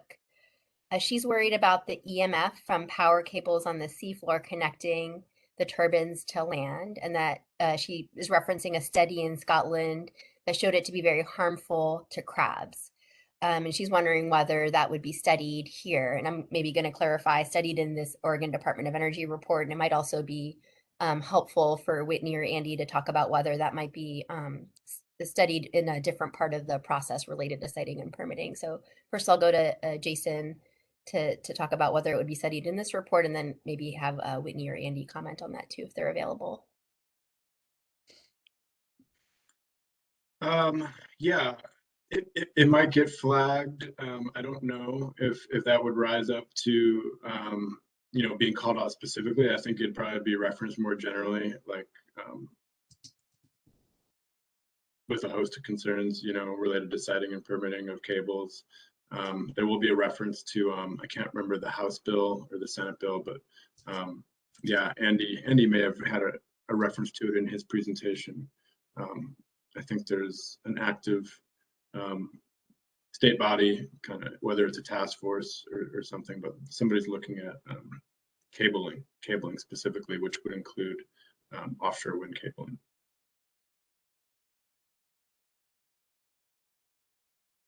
Yeah, hi Richie. Can you repeat the kind of the big gem Yeah. of the question for me? Sure, no problem. Janet was worried about the EMF from power cables on the seafloor connecting the turbines to land, and she referenced a study in Scotland showing that it might be harmful to crabs. She was wondering whether that would be studied here, and I just wanted to clarify, our study here at the Oregon Department of Energy isn't doing sort of like original study. Rather, it's focused on identifying what is in the existing literature and gathering perspectives from stakeholders. But we were also wondering whether that issue might be studied in a different part of the process through the permitting and siting. Yeah, thanks. That's a great question. I think we would look to guidance and review on the topic from our Department of Fish and Wildlife analysis of either existing literature on the West Coast, studies that have been done to understand potential impacts. And to speak specifically about the study of cables, our department has been tasked with taking a look at the part of our territorial sea plan, which turn on my video here, which helps the state establish a pathway for the siting and permitting of cables that cross the territorial sea and land on our shores. That is that task was established by House Bill 2603 in the 2021 legislative session. We are just getting that underway with the successful hire of a undersea cable coordinator, and we are establishing a working group, which will be a subcommittee of the Ocean Policy Advisory Council to help provide advice to us in the conduct of that study. So that is just beginning, and that may be one of the issues that, going back to the effects of crab, that the group highlights. So thanks for that question. Thanks, Andy. Just, Go ahead, oh, Whitney. I was just going to add, my colleague Abigail Ryder just put a couple links into the chat as well. BOEM has funded a few studies at looking at potential impacts from EMF, and I believe the study referenced in the chat was on brown crab offshore Scotland, and I'm trying to I think they detected response, but not necessarily, and maybe not an impact or an effect for that. I think Mark referenced earlier with the SEER project, some of the one of those topic areas specific on EMF, which might be helpful. And then I had this question come up a couple of weeks ago and trying to understand, what the signature might look like. And I think the preference of having a buried sea cable and understanding that, that I think it was an example from an environmental impact statement on the East Coast for a buried cable. So again, we don't fully know what would be proposed for these projects, but taking the examples for what has been reviewed and approved on the East Coast is seeing a very small EMF signature for buried cables. And in this example with the Vineyard wind project, I think it was 0.05 micro Tesla, which was an order of magnitude less than the sort of threshold that was used for the brown crab study, if that's helpful to put into perspective. Thanks, Whitney. I see a hand raised from Mike. Wanted to make sure that we could unmute Mike so he could make his comment or ask his question. Yeah, thank you. I don't understand the advantage or even the potential for multiple ports if the main purpose of the port on the coast is to assemble these turbines and get them out to sea. How you would structure something out of multiple ports to do that, unless there's something I'm missing about the work process involved. Maybe you could fill me in on that one. Thanks, Mike. If I recall from our kickoff meeting, Jason talked a little bit about some of the port pieces in the draft literature review. It's not necessarily a specialty of Oregon Department of Energy, but based on the literature, it sounds like there's a number of different permutations or options depending on the ports themselves.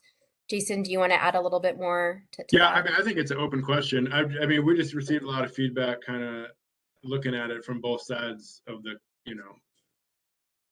both sides of the kaleidoscope or whatever. So on one side you have maybe you've got existing ports that don't need to be upgraded as much, and existing labor around those ports that could support this in a more timely fashion or without recruitment or something. But then you might have the distance trade-off. Maybe those ports are further away from the location they need to be deployed from, or maybe there's synergistic benefits, niches that people are better at in certain ports than others. Maybe it's multiple spots. Maybe it's not like a zero sum. Maybe multiple ports are working on the same thing. It kind of depends on the scale too. If this scales up really big, then maybe there's going to be more than one port just to support that activity. So I think there's more work and study on this. It might go different directions. Thanks, Jason.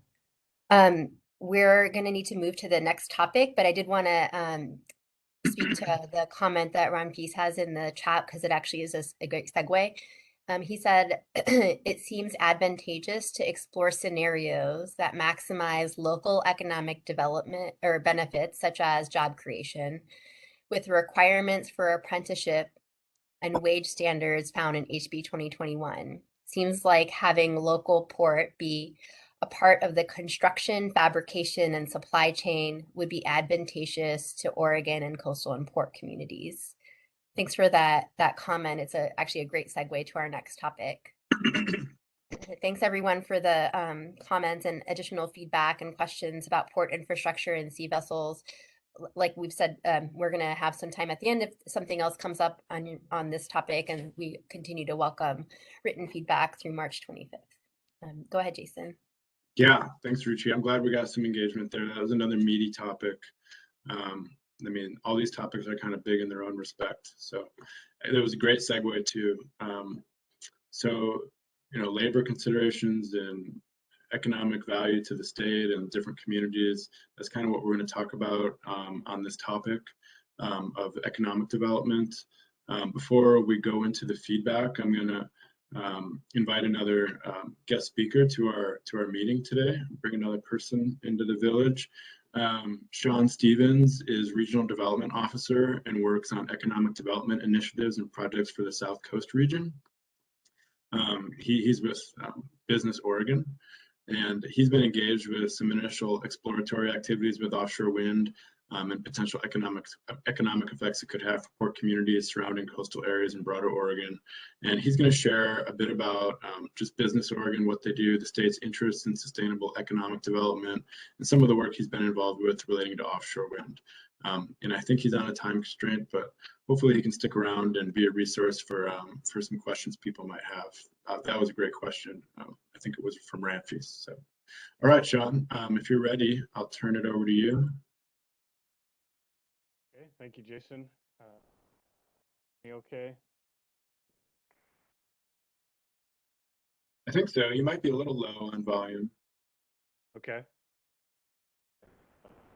Had some technical issues this week, so I just want to make sure everything's still working. Thank you, Jason, for the introduction. Thank you, Ruchi and Odo, for this time. Jason said, I'm Sean Stevens. I'm a Regional Development Officer for Business Oregon. We're officially known as the Oregon Business Development Department, the state's economic agency. And as a regional development officer, I cover Curry and Douglas County. And in that, I work with businesses and ports and other entities in that region to help fund or incentivize economic development projects.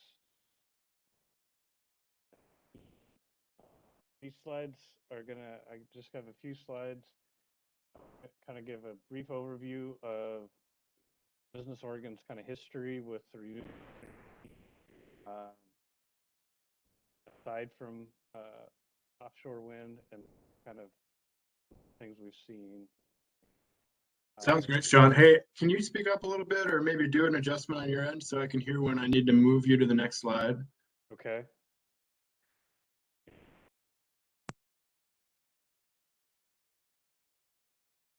Maybe you already asked me to.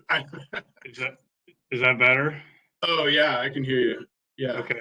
I got rid of the headphones. Are you on this slide still, or you want me to go to the next one? Go on to the next one. You probably gave an introduction that I may not have heard all of. Go ahead to the next one. There you go. Yeah. So as I said, renewable energy and offshore wind, green tech isn't a new thing to Business Oregon. We've been targeting the industry. It's been called different things throughout the years: green tech, clean tech, renewable energy, etc. It kind of encompasses a lot of different industries that we've worked on in the past. You'll see in that, going back to the mid 2000s under Governor Kulongowski, we worked with onshore wind development and solar development and manufacturing. Most of the development was in Eastern Oregon, up along the Columbia Gorge for wind development, and down kind of south central Klamath Lake area for the solar. There was a big boom in the Portland area for solar manufacturing kind of during this time. That's kind of died off now, and you know, as those industries change, Oregon's always kind of been on the leading edge of green technology and that type of industry. More recent, under current Governor Kate Brown, you know, we've looked at climate tech, green economy, mass timber, which is building, you know, concrete and steel grade buildings out of lumber, and that technology. E-mobility is you know, using electric cars and public transportation and different modes of transportation that use different energy sources, and then circular economy, or known as recycling. So as you can see, we've worked around this industry a lot over the last couple decades or so. Next slide, Jason. As far as offshore wind, I'm sure everybody's seen the map on the right. When this was published from NREL, that was kind of what kicked off kind of the interest in the industry. It showed that Oregon was a good place to develop offshore wind, and you know, we as the Economic Development Agency began to see several developers kind of coming and inquiring about the area, inquiring about infrastructure and sites in that, and just, you know, what Oregon's plan for offshore wind would be. I also noted that as part of my work, I am on the BOEM task force that's been noted several times, and participate in those meetings. I would note to a couple of the questions about you know, the ports and sites, and there was a question earlier about the restrictions of the airport. The one restriction that the Port of Coos Bay, I think, has is with the airport and both the swing bridge at the railroad crossing and the McCullough Bridge both cause barriers to manufacture these turbines and get them out to sea. As Jason noted, you know, there's height restrictions, and so that limits these sites to those west of the McCullough Bridge and west of the airport at North Bend. So those of you familiar with the Coos Bay area, that's some kind of limited sites and a lot of wetlands in that area. So you know, as this industry grows, we may look at other areas to either manufacture these or have supply chain components to it. Go ahead and go to the next slide, Jason. This is actually my last slide. You know, one of the big pieces for Business Oregon is we manage a lot of funds for the state for economic development and infrastructure and different things. And we were able to partner with Total Energies, Simply Blue Energy of the US, to joint venture between Total Energies and Simply Blue, and the South Coast Development Council, which is the local economic development agency covering the South Coast region, on this study. And there's a link at the bottom under the picture there to the full study. It was just published a week ago, and made public. It's been referenced several times. Jason actually had some pictures from the study on it in his presentation. And so they took a look at the Coos Bay area and the infrastructure needed for the port, the infrastructure that's there and the infrastructure that needs to be possibly improved for an offshore wind. The cost of the marine terminal, the picture that Jason showed earlier that had the wind turbines in the laydown area has been estimated at about $475 million. So where Business Oregon and the state of Oregon can help with this is helping with some of this initial infrastructure investment, both from a public stance and and partnering with the local developers, the private developers to build out these. So that's all I have. I think Jason had my contact information on the first slide, and I'll be happy to stay on for any questions. Hey, Jason, or Sean, sorry, there was one question in the chat. I think David missed one of the things that you said about the Coos Bay offshore wind port infrastructure study. You had mentioned something about it limiting sites, and he was wondering limits in what way or where. Okay, yeah, the study doesn't necessarily limit sites. It's just some of the barriers in the Coos Bay, mainly the bridge and the airport, that kind of limit where these terminals can be located, and the limited amount of available sites, essentially on the North Spit in Coos Bay. Thanks, Sean. Kathy also has a question in the chat. Isn't sea level rise due to climate change and Cascadia earthquake damage from liquefaction and a shaking concern for Coos Bay? Is that something that was covered in this study? I don't believe it is, and I'm not an expert enough to answer that question.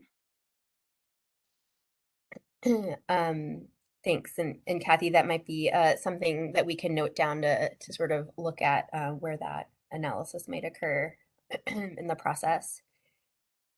And then David had a follow-up about whether you were talking prior to mile 8. Sure, I don't really know what that means, but maybe David can expand on that, or we can take him off mute to ask. But Sean, maybe you know what that means?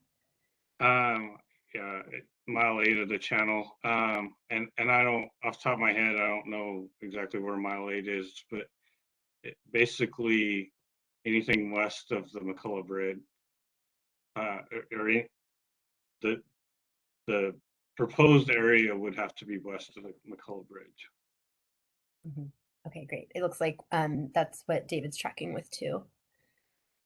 Any other questions for Sean? Otherwise, I know Jason has a few more slides based on the themes from the comments so far, and then we'll take a lunch break.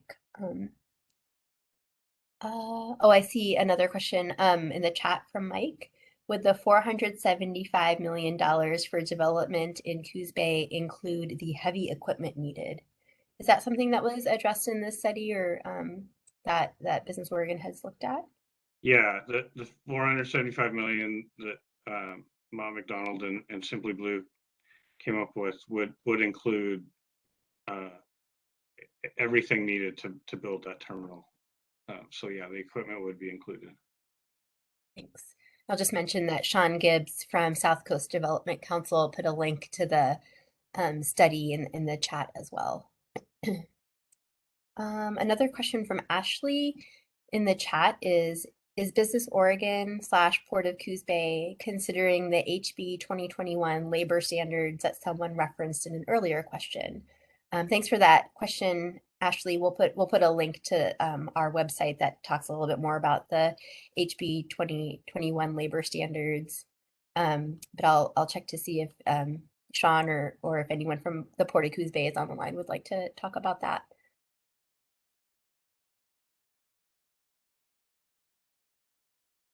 I don't have enough knowledge to respond.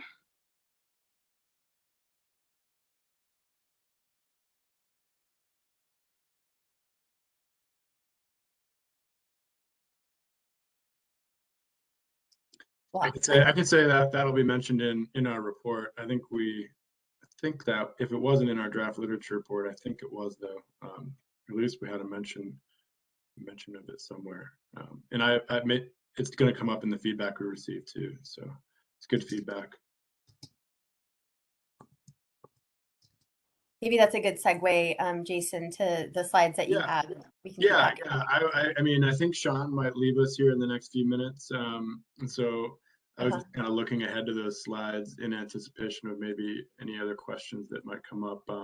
You know, regionalization on this economic development, kind of like with the multiple ports, Sean, I don't know, do you know anything about any engagement? Have you been contacted, or is there any thoughts on that kind of multiple coordination across different ports, you know, whether it's in Oregon or outside of Oregon? I haven't really seen any developers that are have inquired about other ports outside of Coos Bay. They're mostly, for right now, targeting the Coos Bay area. I think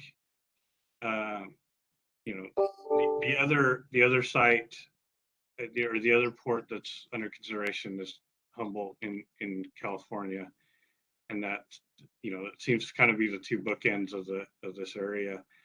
I think the general consensus is that as we reach critical mass with this industry, that you know, we'll continue to build out and attract more supply chain companies to service this industry, and, you know, manufacture parts and pieces of the turbines, and those don't necessarily have to be located at the Port of Coos Bay. They could be located elsewhere in the region, or elsewhere in Oregon to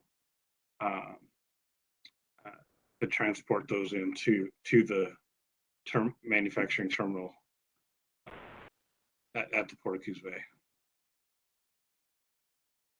Thanks, John. And we also had some feedback on potential, you know, we've been talking about maybe the economic benefits from offshore wind, but we did get some feedback about kind of balancing and looking at like the net benefits. I don't know if that's something that Business Oregon would take a look at, or would it be a different entity, or maybe not a state entity, maybe it'd be a private study or something. But so net benefits as far as, yeah, so like, you know, as I understand, Business Oregon, you talked about the green economy and some of the sustainable economic development. So you're interested in economic development, and then does that kind of factor in the industry you're trying to maybe help support?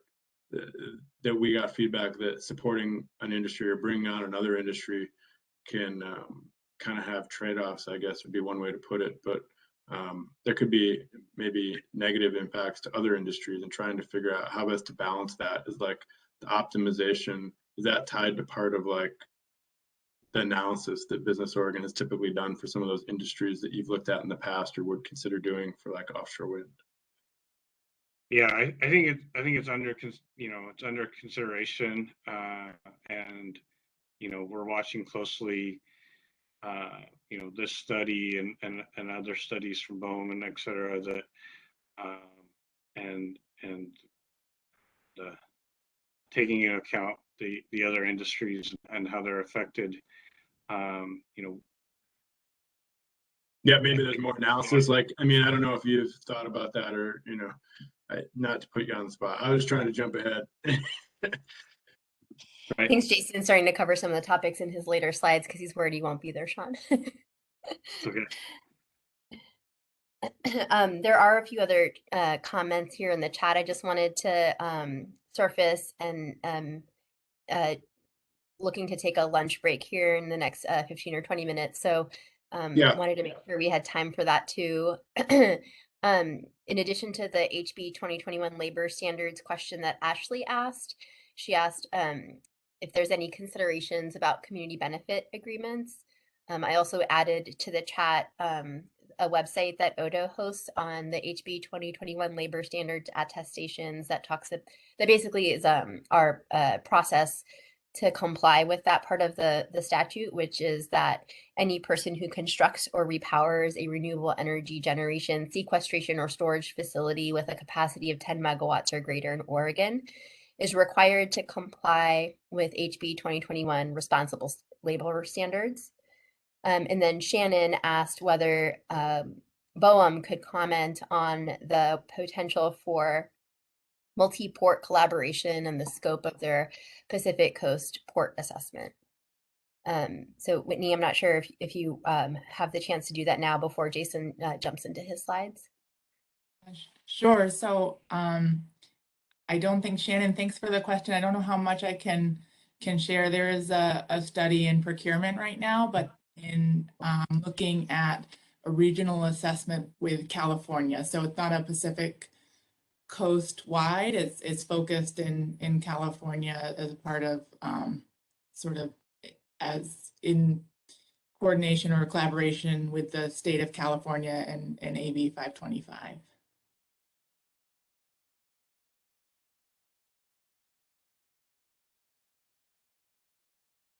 Runfees asked whether there was a link to the procurement for that study, Whitney, in case you or one of your colleagues have that link available for the chat. Go ahead, Jason. Oh, I was just getting us ready. Yeah, and Sean, thanks a lot. If you need to depart, we may lose Sean. So thanks again. And I'm going to shift into the feedback we received. So the bill specifically listed jobs as something for us to take a look at, kind of in the thread of the benefits and challenges analysis. So the department asked a few questions about this topic. Are there local job forces that might benefit from the type of work activities that offshore wind could bring to the coast? How could potential economic development benefits accrue to different communities and states? We talked a little bit about that from Sean's presentation. Are economic benefits expected to primarily be confined to port areas where the floating offshore wind's deployed? Could there be trade-offs between the economic benefits of floating offshore wind and potential effects to existing port economies? Something I touched on.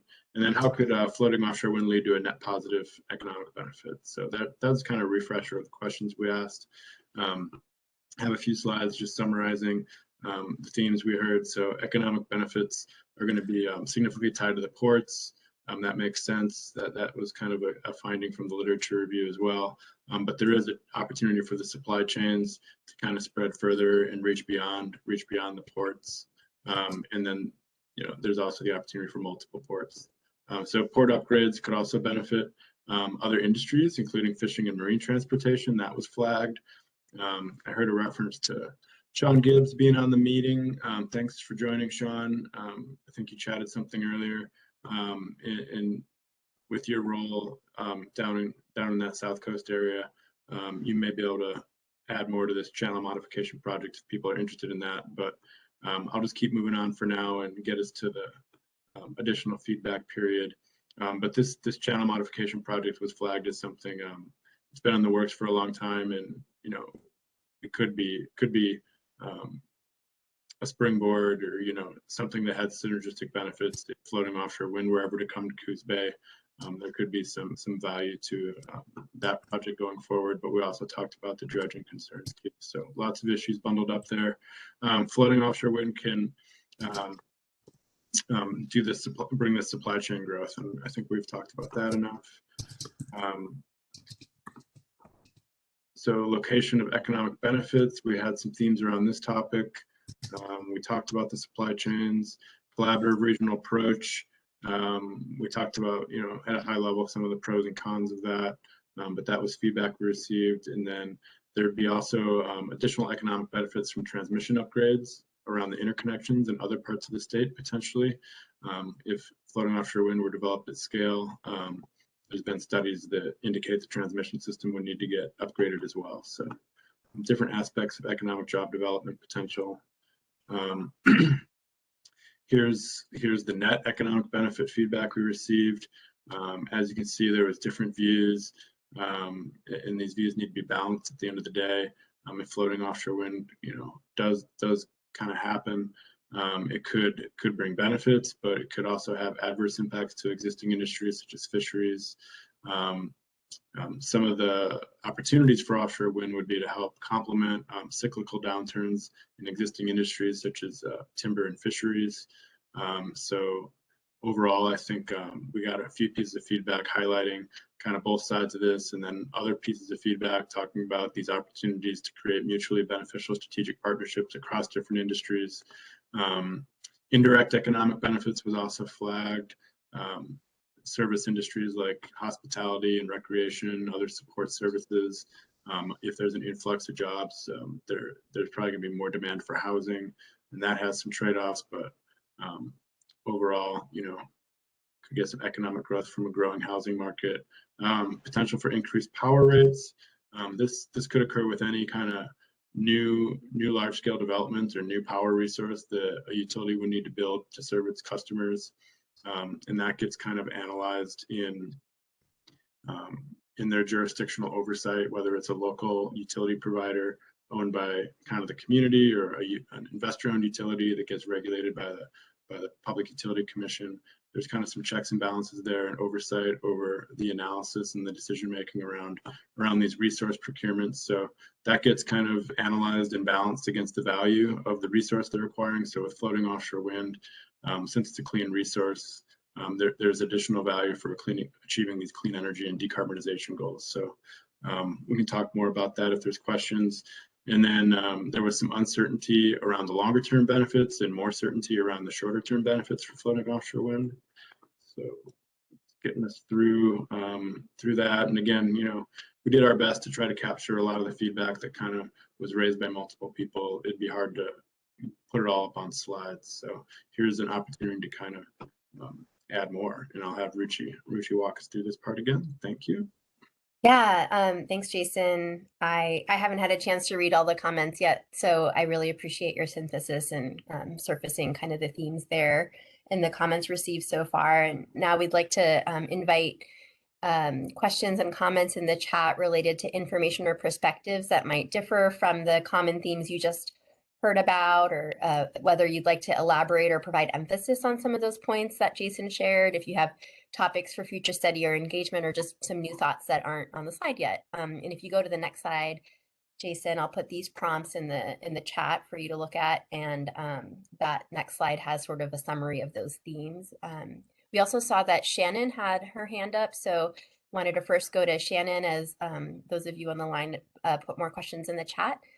Shannon, we'll unmute you, and then you can go ahead and ask your question or make your comment.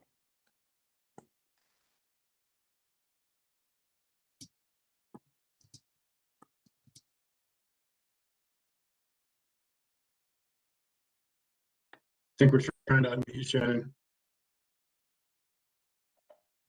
Okay, I think I made it through. Am I coming through? There we go. Yes. Awesome. Yeah, lots of complex questions, and thank you for such a great overview. We're really, and I'm speaking from the ocean perspective. Oh, are you still there, Shannon? We started to say from the ocean perspective, and then we didn't hear anything else. Now? Uh-oh. Better. You're intermittent. I think Okay. maybe I'll type my comments and question. we can hear you now. We can hear you now. Just don't move. Don't move. We're interested in the potential for the state to lean in on proactive planning in this economic development example, to develop some scenarios for what would the specific economic impacts be net to our existing commerce, to new economies, for one or two scenarios that could be made up, just planning scenarios. Maybe look at a scenario that's maximum local workforce, supply chain, lowest fish impact, and figure out what would those net impacts be. We know that in the UK, they have been successful at running studies like that, using a multi-stakeholder input process to help develop those planning scenarios so that the UK government could make some more informed decisions about how the bids go, which leads to my next observation. We're looking at what's going on the East Coast, and we're really interested in the Department of Energy and possibly our business organ looking into multi-factor bidding and bidder pre-qualifications with the idea that by the time we go to auction, we might have identified as a state some priorities that we want to make clear are in evidence. For example, the community benefit agreements Ashley referred to, and what would that content be? The local workforce that Ranfis referred to, how much supply chain is developed on the Pacific Coast, etc. But those are tools out there. They're not mandatory. They're not regulatory tools. They're options for our state to lean in if we so choose to help kind of clarify and put sideboards on what the bidders are actually bidding on.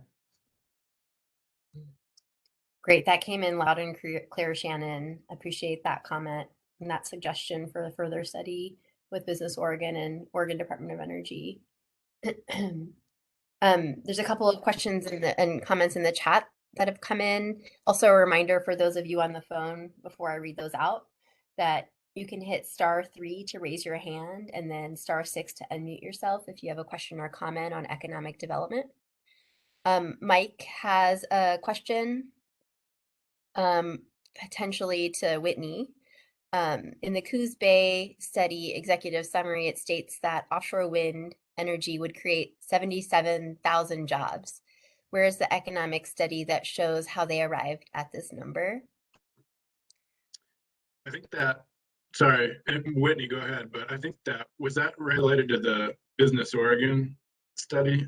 Yeah, Maybe? yeah, this is Sean, I'm still here. I went and looked up what he's referencing, and it's from a U.S. Department of Energy reports for 30 gigawatts by 2030, states that it would be 77,000 direct and indirect U.S. jobs. So that's a national number, includes direct and indirect jobs, which includes, those jobs we talked about that are housing or tourism or, additional school teachers or something like that, as those jobs increase. But that's a projected number for 2030 for the entire nation. Awesome. Thank you, Sean. Just a couple, you might want to stay off mute. A couple other comments in the chat sharing that the agreement with what Shannon said from Ron Feast and Dawn. Ron Feast also asked, what are the Oregon opportunities for floating offshore wind supply chain, cement, iron, or steel? What investments are needed outside of the port, like rail or retrofits or repurposing production facilities in Oregon? Any thoughts on that question? I don't think we have anything definitive. I think, yeah, they're right. Some of that stuff is going to be, they're kind of commodity and, and maybe procured locally. I think initially, a lot of the components and supply chain are going to be imported, the manufacturers are mostly European, and as are the development companies, and so we're going to see a lot of stuff probably come over from Europe or possibly the Eastern United States, and then like I said, as we grow a critical mass of development, the supply chain should become shorter and more localized as they start manufacturing closer to the source. Mm-hmm. That's great. Thanks, Sean. And Whitney had a follow-up regarding jobs in the chat. The Wood Mackenzie report which is sort of like an industry report that a lot of energy analysts, including Oregon Department of Energy, uses at time to time, does use that 80,000 number also. The report says that jobs and economic development impact models from National Renewable Energy Laboratory were used to forecast the jobs, wage, and capital investment from the development and operation of offshore wind projects through 2035. Another thought based on what Sean just said and what Whitney said earlier, that the sort of authorization process for offshore wind involves a rather long scale, 2 years for planning and analysis, about 2 years for leasing, up to 5 years for site assessment, and up to 3 years for construction and operation plan review and approvals. And so, there's some time, I think, for investment and supply chains to sort of evolve as well. But I agree that a lot of that is currently happening abroad right now, like Sean said. There's also another comment in the chat from Scott, where renewable energy projects have had an invaluable impact on communities in Eastern Oregon already, especially with the availability of apprenticeship opportunities. I think he said that he thinks it is important to remember that the entire state can benefit from increased apprenticeship opportunities in construction. That is why bidder pre-qualification, multi-factor bidding, and community benefits agreements are so important. They ensure that the construction work is being done, provides family wage jobs, full family insurance, retirement, and state registered apprenticeships. Scott also said they ensure that the infrastructure projects have a lasting positive impact for the community. Whitney also shared a link to the economic impact study referenced earlier. Just going to check to see if there's any other hand raises while folks continue to think about what other questions or comments there might be in the chat.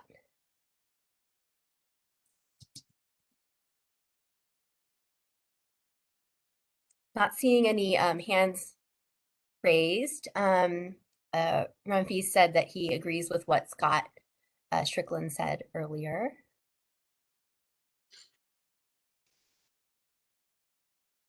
Nate Stokes says that as well in the chat, agrees with what Scott said. Well, our next kind of stop after this topic is lunch for half an hour. So I don't blame you if you don't have questions or comments to add at this point. I'll just note again that we have time at the end of the agenda to sort of revisit any of the topics that you may have sort of thought more about or had more time to digest, and that we will continue to welcome feedback in written form until March 25th. Jeff Grant also says in the chat that he agrees with Scott and Nate as well. So I'm not seeing any hands, so maybe we can move to the next slide. Crowd favorite. Yeah. The next slide tells us that we have a lunch break for 30 minutes. So really appreciate you all spending time with us this morning. Let's plan to be back at 1 o'clock, maybe 28 minutes, but it's pretty close. Really appreciate everyone's engagement, comments, and questions, and look forward to seeing you after lunch.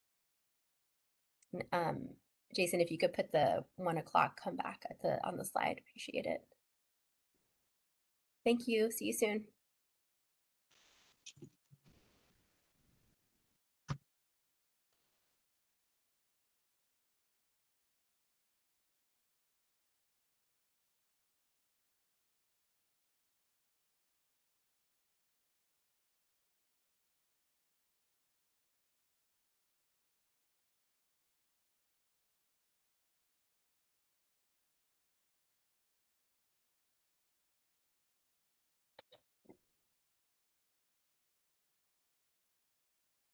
All right, we've hit 1 o'clock, so we're going to get started again. Hope everyone had a nice lunch. We'll give some of our Oregon Department of Energy staff a minute to come back online as well.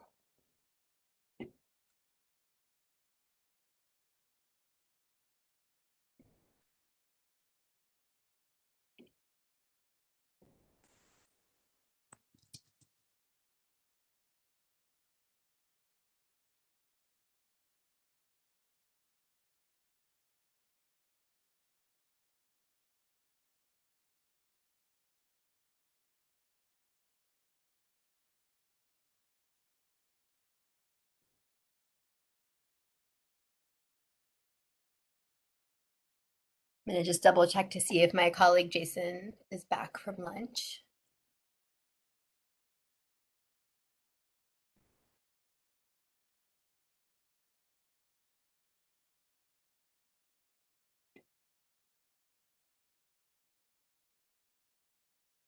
Hey, Richie, I'm back. Oh, okay, great. All right, well, we are back from our lunch break. Hope everyone had a chance to grab some food, take a break. We're back to cover the next topics for our meeting today, which are equity, local reliability and resilience, and then the draft literature review. Thanks for everyone for your engagement, comments, and questions. Please keep it up on these next few topics. We're going to follow a similar rhythm where Jason's going to cover those common themes in the comments submitted so far, and we'll take a pause at each topic to see if there's questions or comments in the chat or through hands raised. Okay, Jason, back to you. Okay, thanks everybody, and thanks Richie. Almost to the end here, got another hour on the calendar, on the schedule here. A couple more topics. Equity is our first one. Before lunch, we explored the economic development topic, and the topic of equity has many dimensions. Some aspects relate to creation of well-paying jobs that can help historically disadvantaged and underemployed communities make gains with respect to average income levels. So this would be an example of a prong of equity we're exploring through the term economic equity is kind of how we phrased it. And the ideas we heard about supporting more union jobs could be an example of this. Another dimension of equity is environmental justice. I've included the Oregon Environmental Justice Task Force definition of this. This term, we're hearing it more commonly used these days.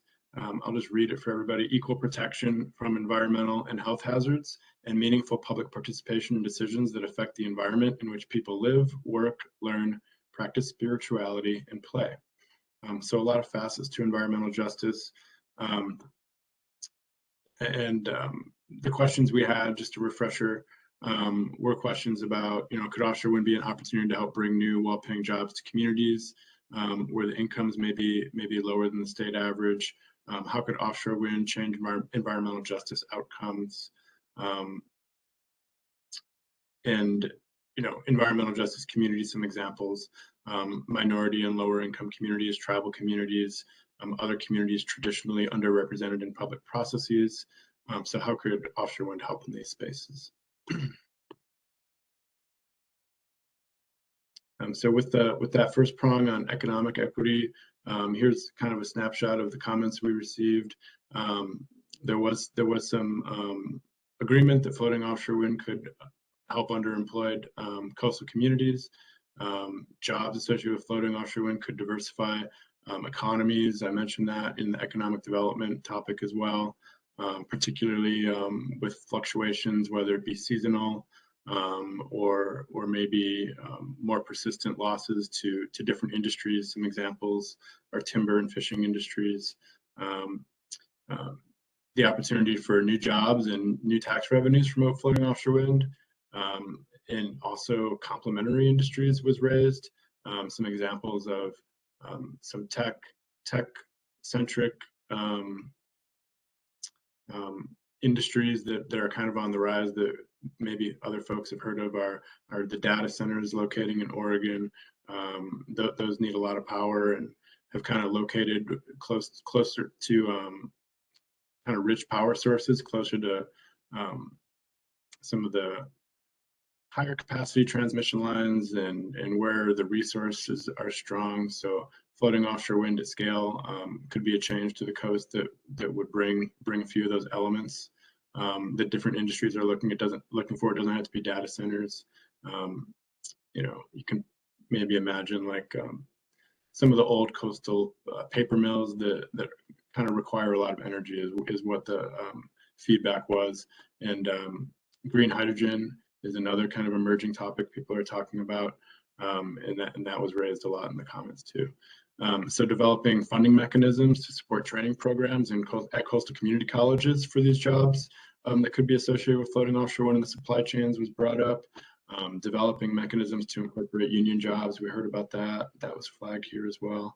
And yeah, the feedback on the HB 2021 provisions we talked about was also flagged here. And other states are doing work on this too. If people are curious, they can Google stuff on the East Coast. But here's a link to a Massachusetts story that was pretty good about their versions of work on equity. Then shifting to kind of the environmental justice prong, more early engagement with coastal communities, especially tribes and disadvantaged communities was raised. Harmful effects of emissions can disproportionately affect EJ communities. So reducing carbon and air pollution emissions benefit everyone. So with offshore wind being a clean resource, that could have benefits that reach beyond the coast. And there's certainly, disadvantaged communities in other parts of Oregon. So that would be an example that could have benefits across the board. And then I mentioned kind of under the economic topic about potentially benefits accruing to the housing industry, housing growth. There was also kind of a flip side to that where coastal rents could increase from that influx of new workers. So kind of another idea that was raised through some creative feedback was developing funding mechanisms to help support additional affordable housing. So I thought all that was great feedback. In that, maybe not a smaller topic, but we did get a little less feedback on that. So here we go, another opportunity for more. Great. Thank you, Jason. So this is the time where we would welcome raised hands or questions or comments in the chat. We're really looking for additional feedback and input based on the common themes that Jason just shared. We're looking to see if you have information or perspectives that might differ from the themes that Jason covered, or if you would want to elaborate or emphasize a certain aspect of those themes, or if you think there are some options for future study or engagement here, or just some new thoughts. You could go to the next slide, Jason.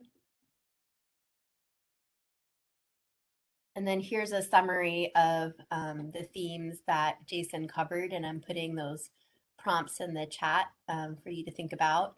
We'll just pause here and see if folks have questions or comments or raised hands. Hopefully we're all getting used to a little bit of awkward silence on these virtual meetings. Great, I've seen one come in the chat from Shannon. Additional equitable benefits would include more reliable and higher quality electricity service for our coastal communities, as well as the resilience and recovery benefits of local renewable energy and electrolysis renewable hydrogen for clean electricity and fuel resilience. Thanks, Shannon, for that comment. Jason, do you want to add anything to Shannon's comment? No, I think that's all great. Yeah. Great. See a hand raised from Heather. So we're going to go ahead and unmute Heather to provide a comment or question. Yeah, thanks. Can you hear me okay? Yeah, we can hear you. Thanks for raising your hand. Thanks for calling on me. I'm Heather Mann with the Midwater Trawlers Cooperative. I'm wondering if there isn't an opportunity to dig deeper into, under these themes, the types of jobs that could be lost as we move forward. There's lots of minorities that work. These are good jobs, but a lot of minorities are working in processing plants. They're working on fishing vessels and in processing vessels. And when I think about losing jobs and losing those good paying jobs for these folks, I'm wondering where that's being accounted for, and if there's any kind of work being done on the demographics of folks in the industry. So I think that would be something that's really important to be considered. Mm-hmm. Thanks, Heather. I saw Rep. Rocksmith come on camera in case he wanted to respond. I'll pause for a second. Appreciate that. And I appreciate the question, Heather. So I it's one of the reasons why I'm so grateful for the agency and the process and the planning bill and the expanding opportunity to speak about, the siting, and we have the call areas and so forth. And as we move forward, because in my vision of wanting to move this forward, we aren't going to lose any of those jobs, right? I mean, we're not locking up the ocean, and we're not locking up areas that that won't be opportunities in the future for trawlers and fishers. I look at it as one of the founding members of the Redfish Rocks community team, and which was one of the, as you know, the first marine reserves off the Oregon coast, off of here of Port Orford. And the fish don't know that there's no fishing there, right? And as we look at the opportunity for the siting and the placement, and that's why all of the data is just critically important, and your engagement and where those grounds are, you're still going to be able to have opportunity for take outside of them, and the fish don't know that where those boundaries are. And so that was a long answer to what I should have just said, which was I don't see. Certainly, we need to look at those impacts as we move forward, and that's what's so critical about the stakeholders' input in where these locations and where the siting occurred. But my vision, of course, is not to lose any jobs, but to gain diversified jobs in all kinds of different new sectors through this process and moving forward. Thank you, Richie. Thank you, Representative. That's really helpful to hear. I also recall from earlier in the meeting today, Karin Bravey from ODFW had mentioned an ongoing study that perhaps NOAA was leading related to the sort of economic aspects of the fishing industry. I think Jason might have some information about that, so I'll pass it to Jason to see if that might also hit on Heather's question. Yeah, I don't know if Heather's aware of it. I think this has been brought up in the BOEM Oregon Task Force meetings too, and I think it was reiterated in some of the feedback. But from how I understand it, is NOAA is currently conducting an analysis of kind of the full economic value of fisheries across the West Coast, specifically to kind of help this offshore wind process move along and inform it and help make some decisions potentially later. And so, I think there were some different ideas about how to even build off that, like layering in the geographic locations of prime fishing areas or where the vessel traffic is currently known to go, with the catch values, and trying to delineate that and correlate that a little bit to help make some more better informed decisions. So maybe we can hear more about that, or maybe we can connect offline if there's some more information from NOAA that we can, help disseminate and spread around. And I appreciate you surfacing that, Heather. Hearing that comment helps us to know what to sort of include in the report as well. I also saw a question in the chat from Harvey. He's wondering if there was a port needed for repair and maintenance of wind turbines. And then Sean Gibbs from SCDC Inc. also had a response or a comment related, perhaps. Sean said operations and maintenance facilities will be developed to repair and maintain turbines in the port, most likely Port of Coos Bay, due to draft and channel access. Hopefully that helps with your question, Harvey, but perhaps Representative Brocksmith has another comment there. Well, no, thank you, Richie. And so there's also opportunities for maybe the Port of Brookings to have some ability to, because they might be closer to the southern siting areas, to be able to go out and do repair on site. Of course, they wouldn't be able to have the ability to repair large as the Port of Coos Bay would, but to be able to have those opportunities and the economic development and members in those communities and associated benefits in the communities, as I said in my opening, from Coos Bay to Brookings as we move forward. Great. Thank you, Representative. I'm not seeing any other questions in the chat, but there is a raised hand from Mike. I'm going to go ahead and ask my colleague Stacy to unmute Mike to ask his question or make his comment. Yeah, thank you for the opportunity again. I've got to be a little bit careful in how I phrase this, but I've been listening to fishermen talking about the impacts they expect to have for the last 3 years, both the East Coast and the West Coast. And with trawlers, I mean, it's all about real estate. And the fishermen use a lot of real estate. It's not the same every year. It's not the same every season. But trawlers in particular coming close to the bottom or, you know, put their nets down fairly deep if they're midwater even. But I don't, and along, you know, fixed gear, pots and long lines, same thing, they go down to the bottom. I don't see how you put up these wind farms without impacting their ability to fish. They may not be exclusion zones per se, but nobody's going to drag their nets through an area that's got cables that may be draped and not on the bottom going between the different turbines. And so, I mean, I would love for Representative Brock's vision to be true. I mean, the only way of avoidance we've talked about so far is of a conflict would be to move these turbines off to 1,300 meters and around there. We're not 100% certain that, I'm not 100% certain that would do the job or not, but it looks promising.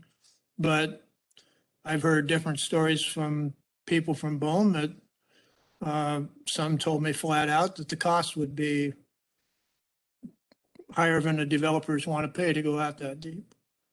So, but it could be a way around some of this conflict I think we're going to have. Rex Leach at the meeting on March 4th with Bohm and the Pacific Council put it on. And the fishing industry, I think there were over 150 people attending. Rex Leach said that the call area, which may change, of 2,181 miles off the Oregon coast as it is right now, would eliminate 95% of the area he fishes, or 95% of his catch. I can't remember. So he, at one point, he said, I'm just going to probably sell out my boats and go. I mean, maybe that was just frustration, but I think that to achieve what Representative Brock would like, I think it's going to take a lot of more than just what we've done so far and get fishermen's input on how we're going to do it. I mean, if we could get both out of the same ocean and not have the conflict, I'd be all for it. But at this point, there's another side of it too, is the fishermen or the processors, when they start losing bits and pieces, you don't have to lose, if you lose 50%, it's just not a 50% differential in your income. It might be below the level where you can survive as a business. There's the straw that broke the camel's back kind of in reverse. You need such a certain amount of income to cover your costs, and their costs are going up with fuel and everything else. So, I mean, that all has to be factored in if indeed we're going to keep these guys alive and fishing and supporting our communities. One last thought is that I don't know how many communities are going to benefit directly from wind energy. I mean, if there's some, I haven't heard it today, how many it would be, if it'd be Puget Sound or Brookings or Coos Bay. Coos Bay sounds like a likely prospect, but I don't know if that helps Newport or Astoria. And a lot of the guys that fish are in those areas, they travel up and down the coast. So they're going to run into these turbine areas in California or Oregon or potentially Washington at some point. There's a lot of area that's been cut off already with national sanctuaries and everything else. So we're getting squeezed harder and harder in that respect. But I just would like to think that that vision that was expressed could, come to fruition. But I think it's going to take more work than we've done now to make it happen. Thank you. And Ruchi, if I can just jump in, I fully agree with you, sir, that it is going to take some more work. And as I stated in my opening, the call areas are larger for the reasons so that we can have this dialogue and the stakeholder input process and figure out how we can cohabitate these locations with our fishers.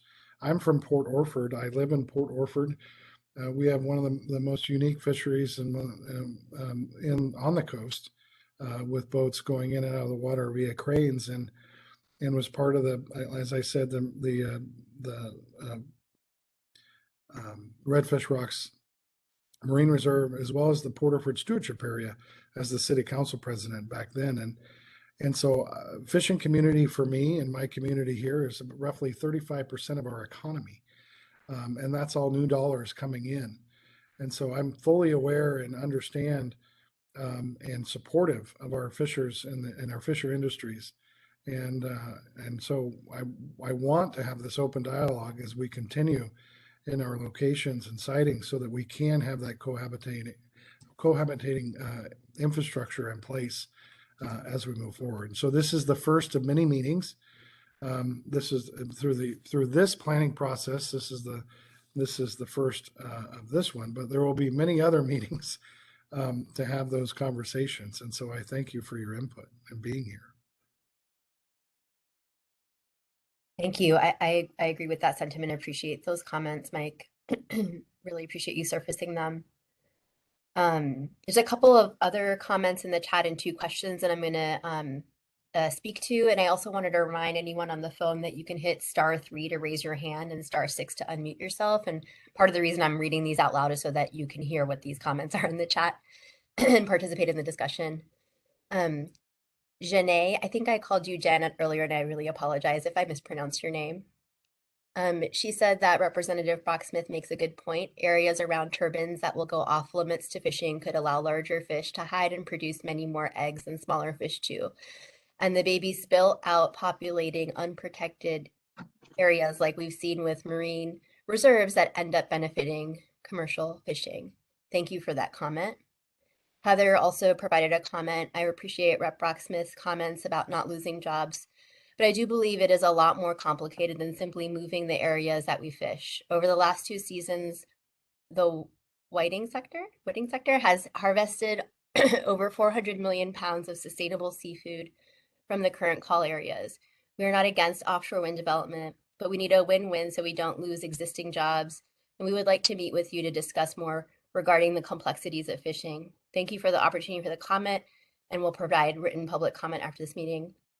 Appreciate that, Heather. Just a reminder to everyone on the line, digest everything you've heard today, and we welcome those comments to March 25th. Rumpis asked a question in the chat. Is there a scenario that additional port development could be beneficial for fishing fleet and seafood processing? I'll pause there to see if there are any thoughts related to his question from the Odo staff or other partners on the line.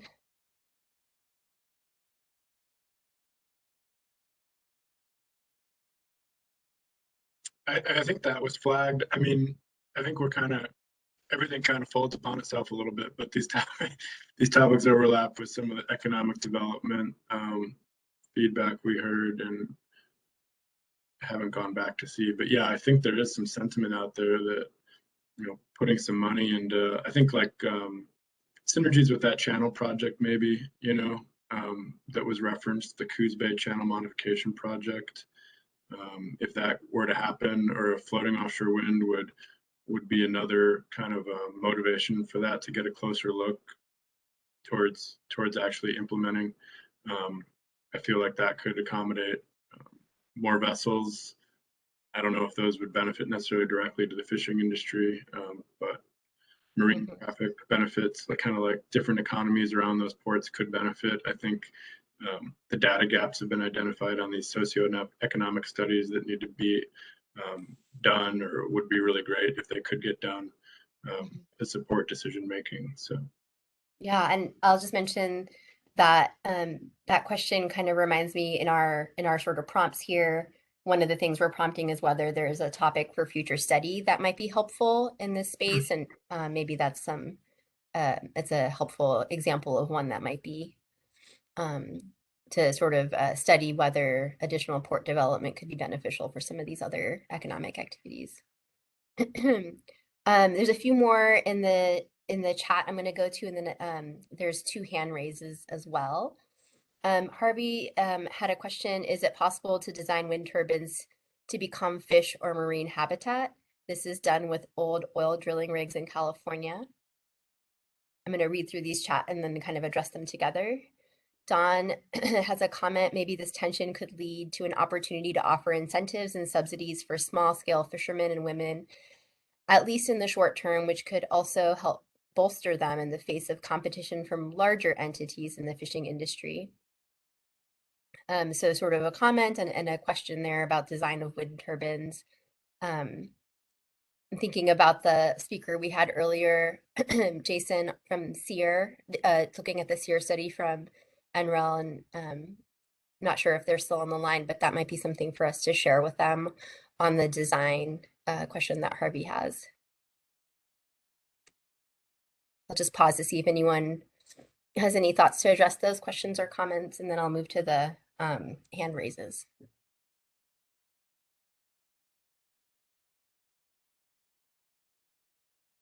Okay. I think we saw that Kathy had her hand up, so Kathy, we're gonna go ahead and unmute you so you can ask your question or make your comment. Okay. There seems to be some confusion about the sizes of the areas that we're considering. Right now, we've got the call areas, which are fairly big.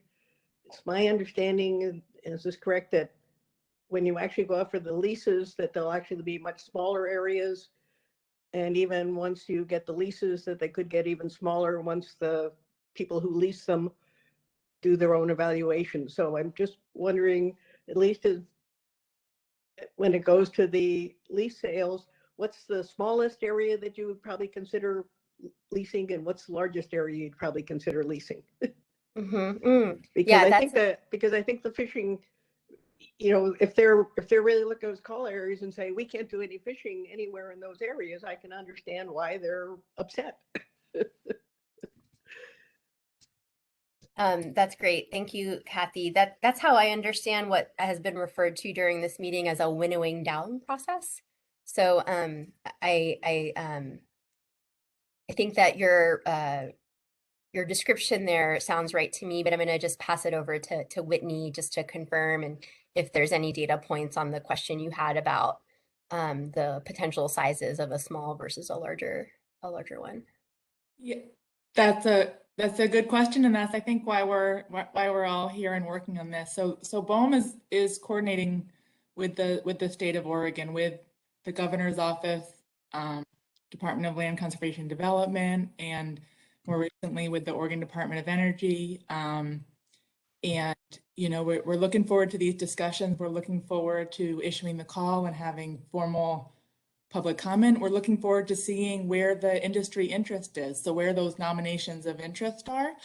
And we're looking to be reasonable with the future development and looking at 3 gigawatts for near-term commercialization. So in this, first phase of leasing, trying to use this winnowing process. So I'm echoing in agreement that's the purpose. And to the commenter, who I think really understands BOEM's process, and that that's exactly right. The wind energy area is the first sort of consideration for environmental review, and then after lease issuance, there's still the project siting, and so there may be, not all of that lease would necessarily be a suggested project. So I can't comment more specifically between the 17 gigawatts to the 3.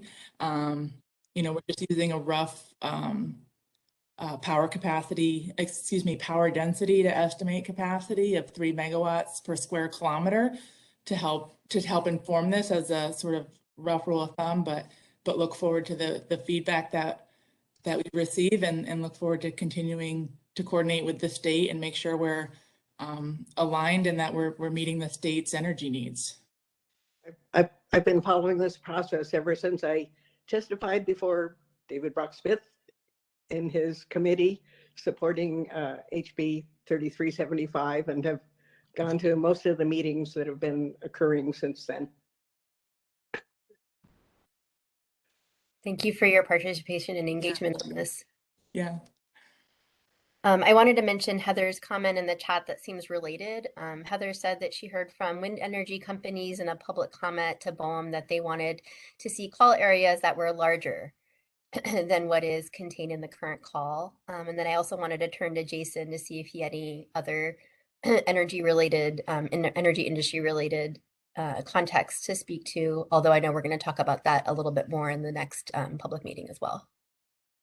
Ruchi, I'm sorry, just a clarification. I believe the comment from the task force meeting from industry was looking at near-term commercialization larger than 3 gigawatts, not necessarily suggesting that the call area should be larger or all of the call should be developed. But yeah, there are competing, a wide range of interests and requests, and we heard both that 3 gigawatts was too large and that also 3 gigawatts was not large enough. Thank you for that clarification, Whitney. And I just wanted to add that maybe give a plug for our next show here, our next virtual meeting next month, April 7th. In this kind of line of questioning about the size and the scale of development, kind of gets back to the cumulative effects we were talking about earlier as well, but also, the economic viability of these and who the buyers and what the market looks like. And there's some questions about that for sure. And buyers and off-takers, as they're commonly called to in the energy sector, that's a topic that we'll talk about in April. And I had to kind of draw the line somewhere between topics. And so you may have noticed by now that the topics today were less kind of technical energy topics and more kind of local impact topics, siting and permitting, the port stuff, these economic questions. And then our last topic next, before we wrap up at 2, is local reliability and local resilience. So people can learn a lot if they're interested on these energy topics at the April meeting. So just doing a plug for that. And I guess my short answer is we just don't really know. We just know that we need a lot of clean energy, and California is doing some work on this too. And Oregon is following close with our utilities. They're eager to do some modeling on this as well. So we'll get a better picture kind of as time moves forward. And then a timeline plug might be good too, just for offshore wind. It will take a long time for this to come. So I wouldn't expect anything too soon, which is why we need to talk about it. One other area of context that Jason covered in the kickoff meeting, which had sort of big picture energy context, that may be helpful, that there's a lot of technical analysis that's been done to understand what the pathways might be to meet the various clean energy and climate change targets in Oregon and across the West. Those targets kind of go to 2040 and 2050. So putting like the 3 gigawatts in context to the efforts policymakers have made to reduce greenhouse gas emissions to combat climate change. In some analyses, it calls for about 80 gigawatts of renewable energy by 2050 in the Pacific Northwest, just to give you some context to what 3 gigawatts might mean compared to the transition that some of the technical analysis is suggesting may be needed. I saw that Shannon had her hand up, but then lowered it, but has a great comment in the chat. So let me just go through the chat here. And check to see. Renfees has a comment about echoing some past statements. Setting apprenticeship goals allows for opportunities for Oregonians to be trained and work on these projects. Setting goals for women, veterans, Black, Indigenous, and people of color, and coastal communities ensures further localization of economic benefits.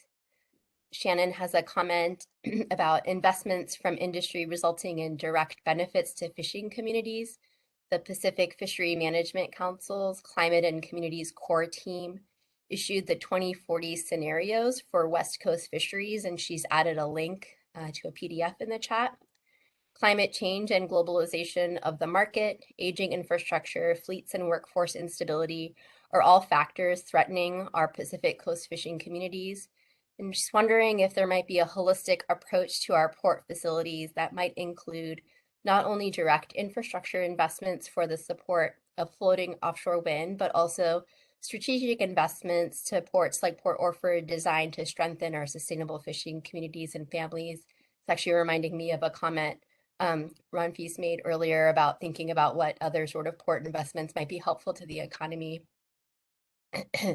Ron Feast also added the utilization of community benefit agreements could create harmony with multiple key communities and further ensure local benefits.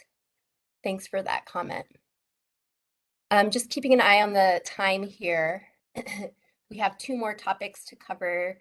And so I'm gonna just check to see if there's any last hands or comments. Then I might move us ahead to the next topic. Just gonna take a quick pause. You're not seeing any hands. Well, really appreciate the discussion on this topic and look forward to any additional feedback through the written process by March 25th.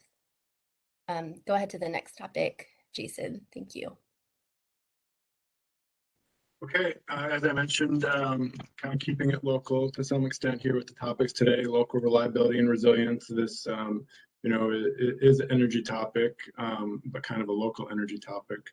And so a refresher on the questions we were interested in is transmission power supply reliability. I think I have a picture in the next slide that can help explain what we're thinking with that. But that would be like the local reliability, and then power system resilience.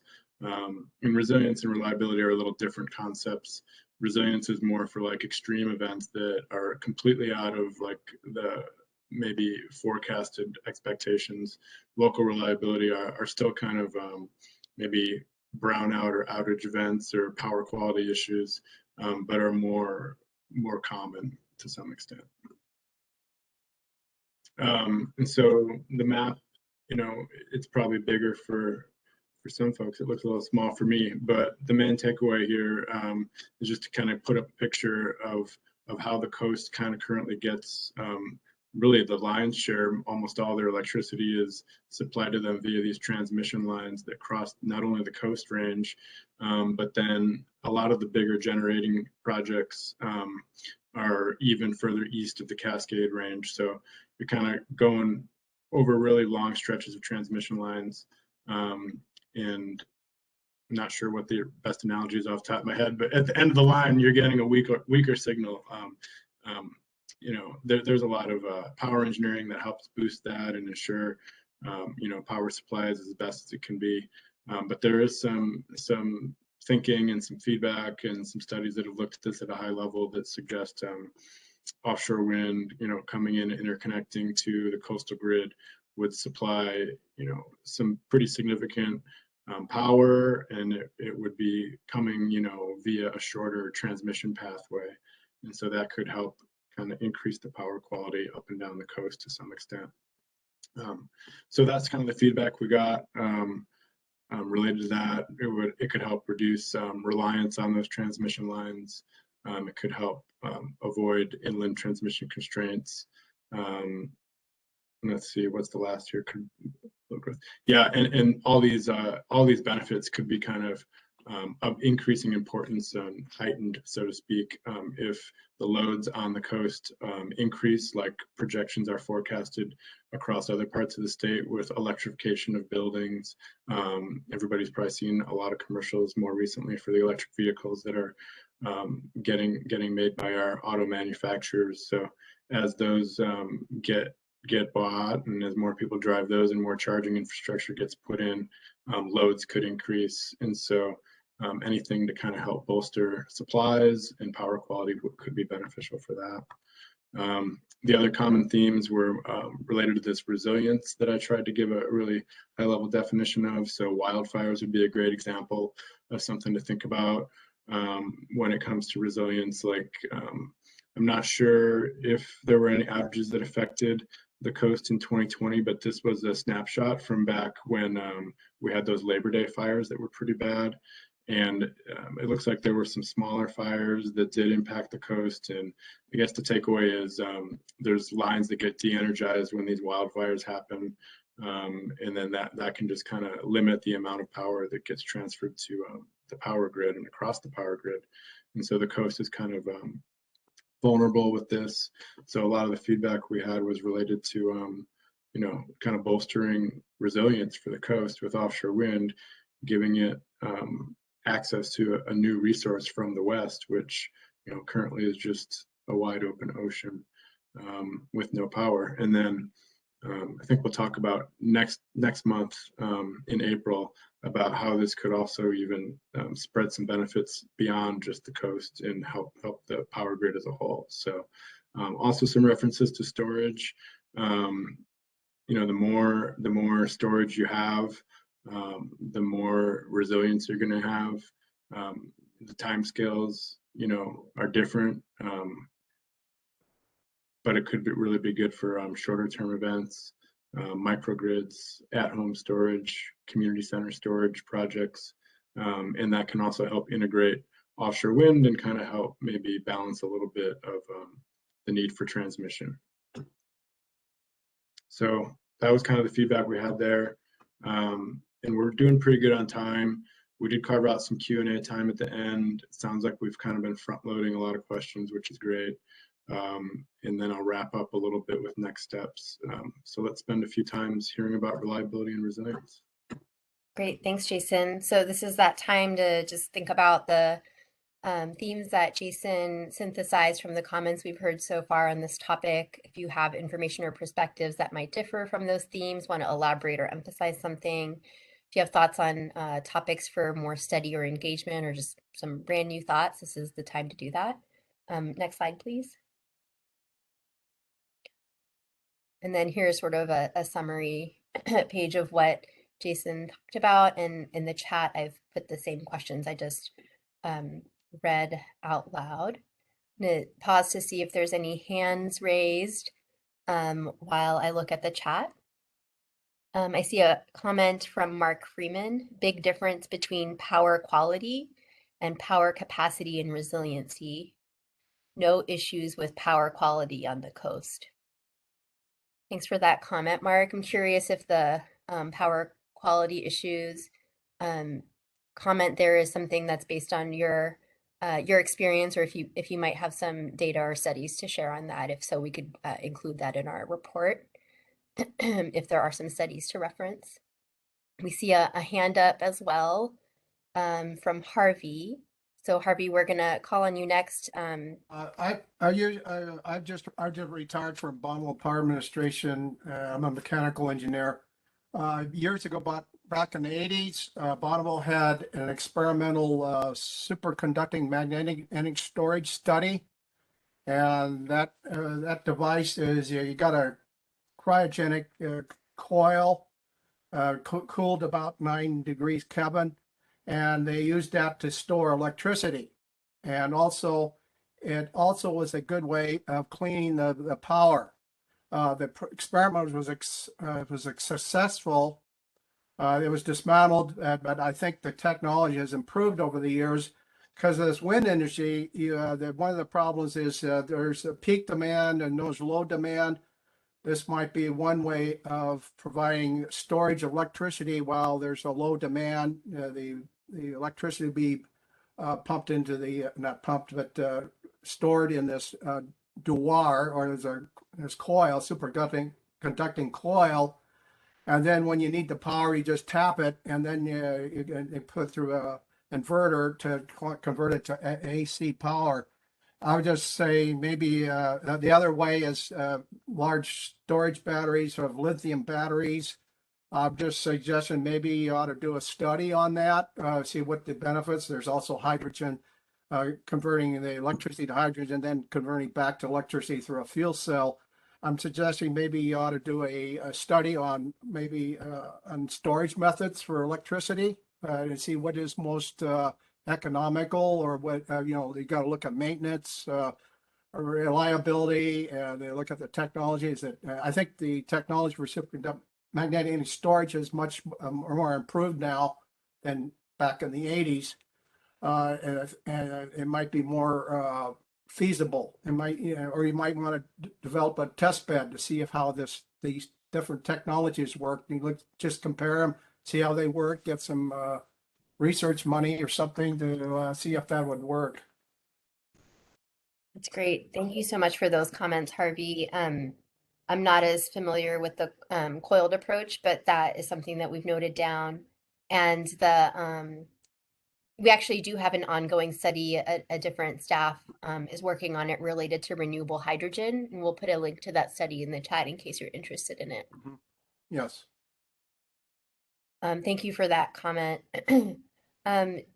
Jason, is there anything that you wanted to add around power quality? I'm recalling there might have been something from a PNNL study, and while you're thinking about that, there's a comment related to, from Shannon, power quality on the coast. Many of our solar installations are regularly faulting out, not due to the solar generation, but due to the quality of the utility power with which they must synchronize. This limits our capacity for accessing rooftop and community solar. Thanks, Shannon, for that comment.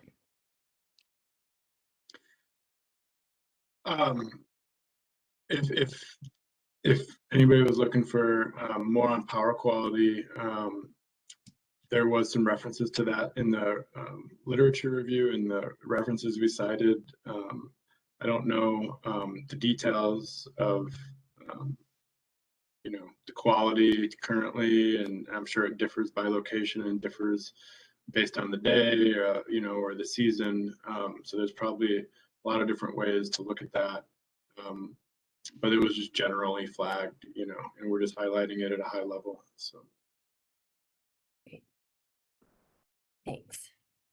I'm just checking to see if there's any more hands raised or comments or questions in the chat related to local reliability and resilience.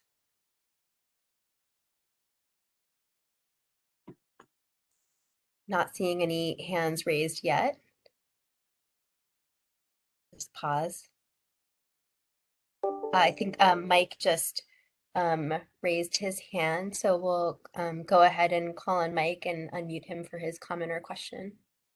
Thank you. I'm just wondering if there's a distribution plan for the power. And I imagine some of it's going to be utilized for replacement of fossil fuel plants being shut down, but I'm just wondering what comes after that, or if there is a plan.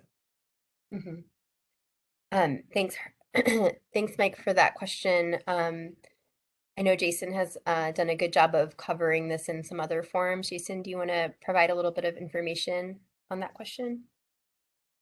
Yeah, I think the question is just, I mentioned it before, and there's different facets to it, but I think it's kind of on the buyer and the market, who buys it, and then if there's a buyer, then the project would get built and interconnected to the grid. Where that would happen is a little uncertain. But once the electricity hits the grid, it goes where it needs to, and then there's like paper trails of the contracts that are signed for those buyers and sellers, the developer and the buyers of the power. And so that kind of covers to some extent where it goes. But it would get distributed, up and down the coastal grid. And if there's more than the grid can accommodate, then that's where the storage topic kind of comes in, or the transmission upgrades. So I don't know if that's helpful, or maybe there's a different way to interpret your question or a different way you would phrase it. But Great, thanks, Jason. I'll just add that there's a number of utilities that do integrated resource planning, which is a required process, at least at the Public Utility Commission, for the 3 investor-owned utilities, PacifiCorp, Portland General Electric, and Idaho Power. And they do every 2 years an update to that integrated resource plan. And it's basically an analysis and about resource planning. In other words, how do you ensure that the customers of those utilities continue to get power while the resource mix, like coal going offline, as you mentioned, as happens. And so that is a sort of ongoing process that would be used to analyze a big part of your question.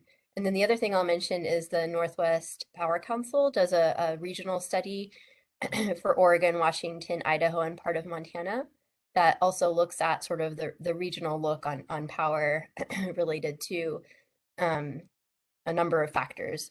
But what your question goes to is also included in that. But I agree with Jason that it sort of depends on who the purchaser of the output of the power from the project is.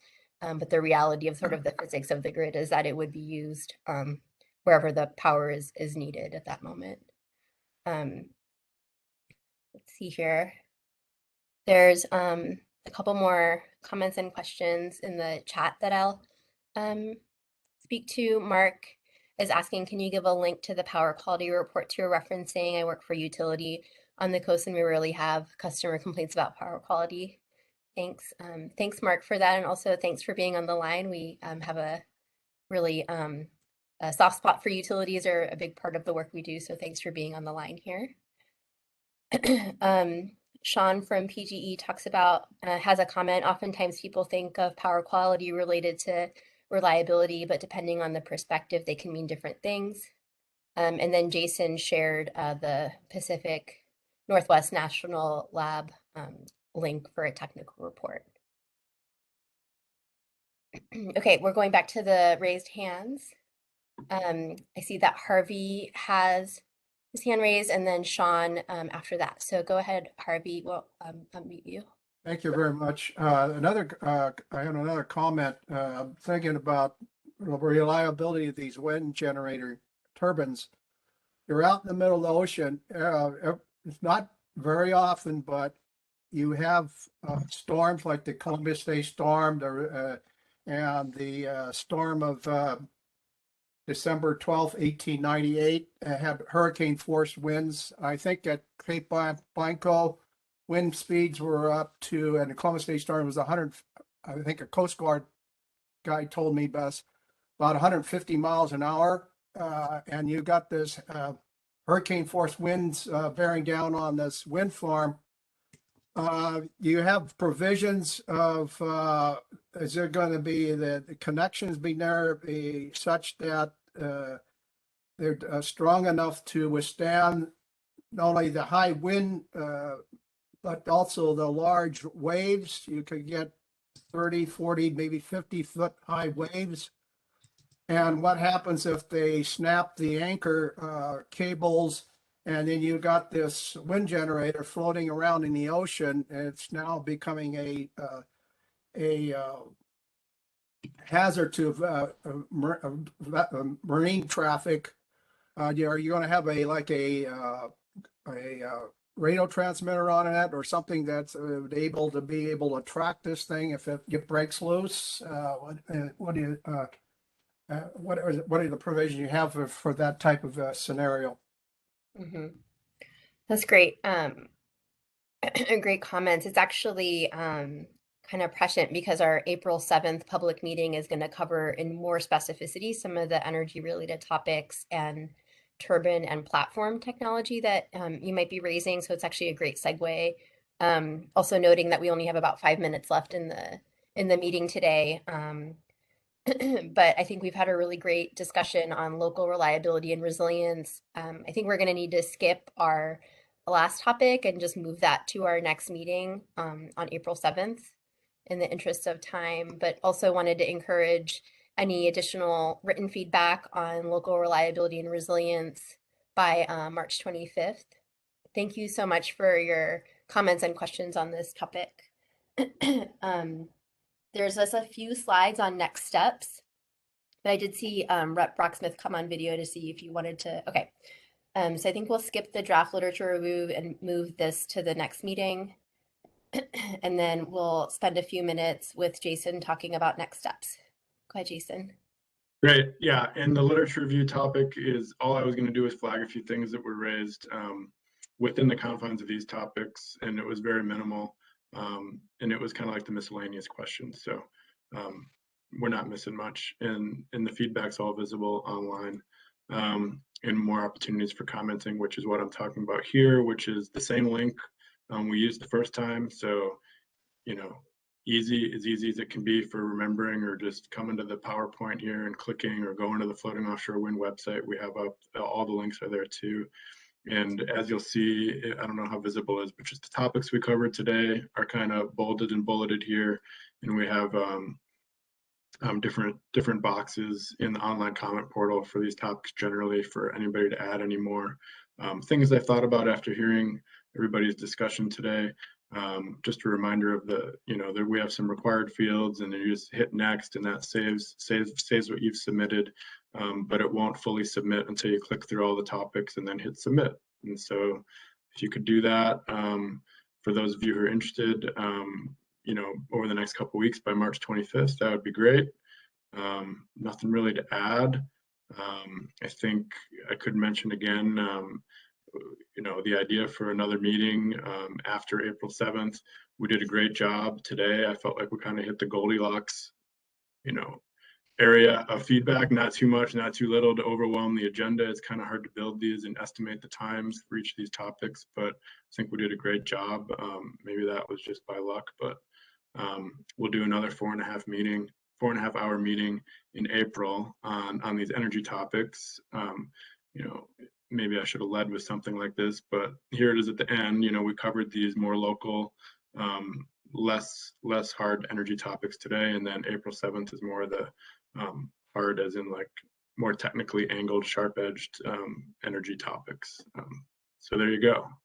We'll plan to move the slides that we prepared for the draft literature review comments and themes to the April 7th meeting as well. So I think with that, the last slide is just closing. We were hoping to have some time at the end for questions, but we really got some really awesome questions throughout on each topic, which is really helpful while we're talking about it. Just wanted to offer a minute to Rep. Brocksmith if he had any closing comments. Thank you, Ruchi and Jason and all of our stakeholders for being here and taking the time. I know we're down to 57 participants still after our 4.5 hours, which is fantastic. I know that this is a very important topic for all of you on the meeting here today, and I just want to thank you, Ruchi, and the agency and Odo and everyone involved in moving this conversation forward and engaging in the stakeholder process so that we can get all of the input before we go and make any decisions. And so I can't thank you enough for all of your work as well, Ruchi. It's fantastic, and your team. So thank you. Thank you so much, Representative. And if you didn't know, there's a team of Oregon Department of Energy staff who's been watching the chat and helping Jason and I answer your questions. So please don't think we're geniuses. It's been a whole team of people who've been helping, and really appreciate this process and everyone's engagement, and especially you, Representative Brocksmith, for spending so much time with us today. With that, we'll close our public meeting. Jason's contact information is on this last slide if you have any clarifying questions. And otherwise, we really hope to get some more written feedback on the discussion that we have today by March 25th. With that, we'll close the meeting. Thank you so much, everyone. Have a great afternoon.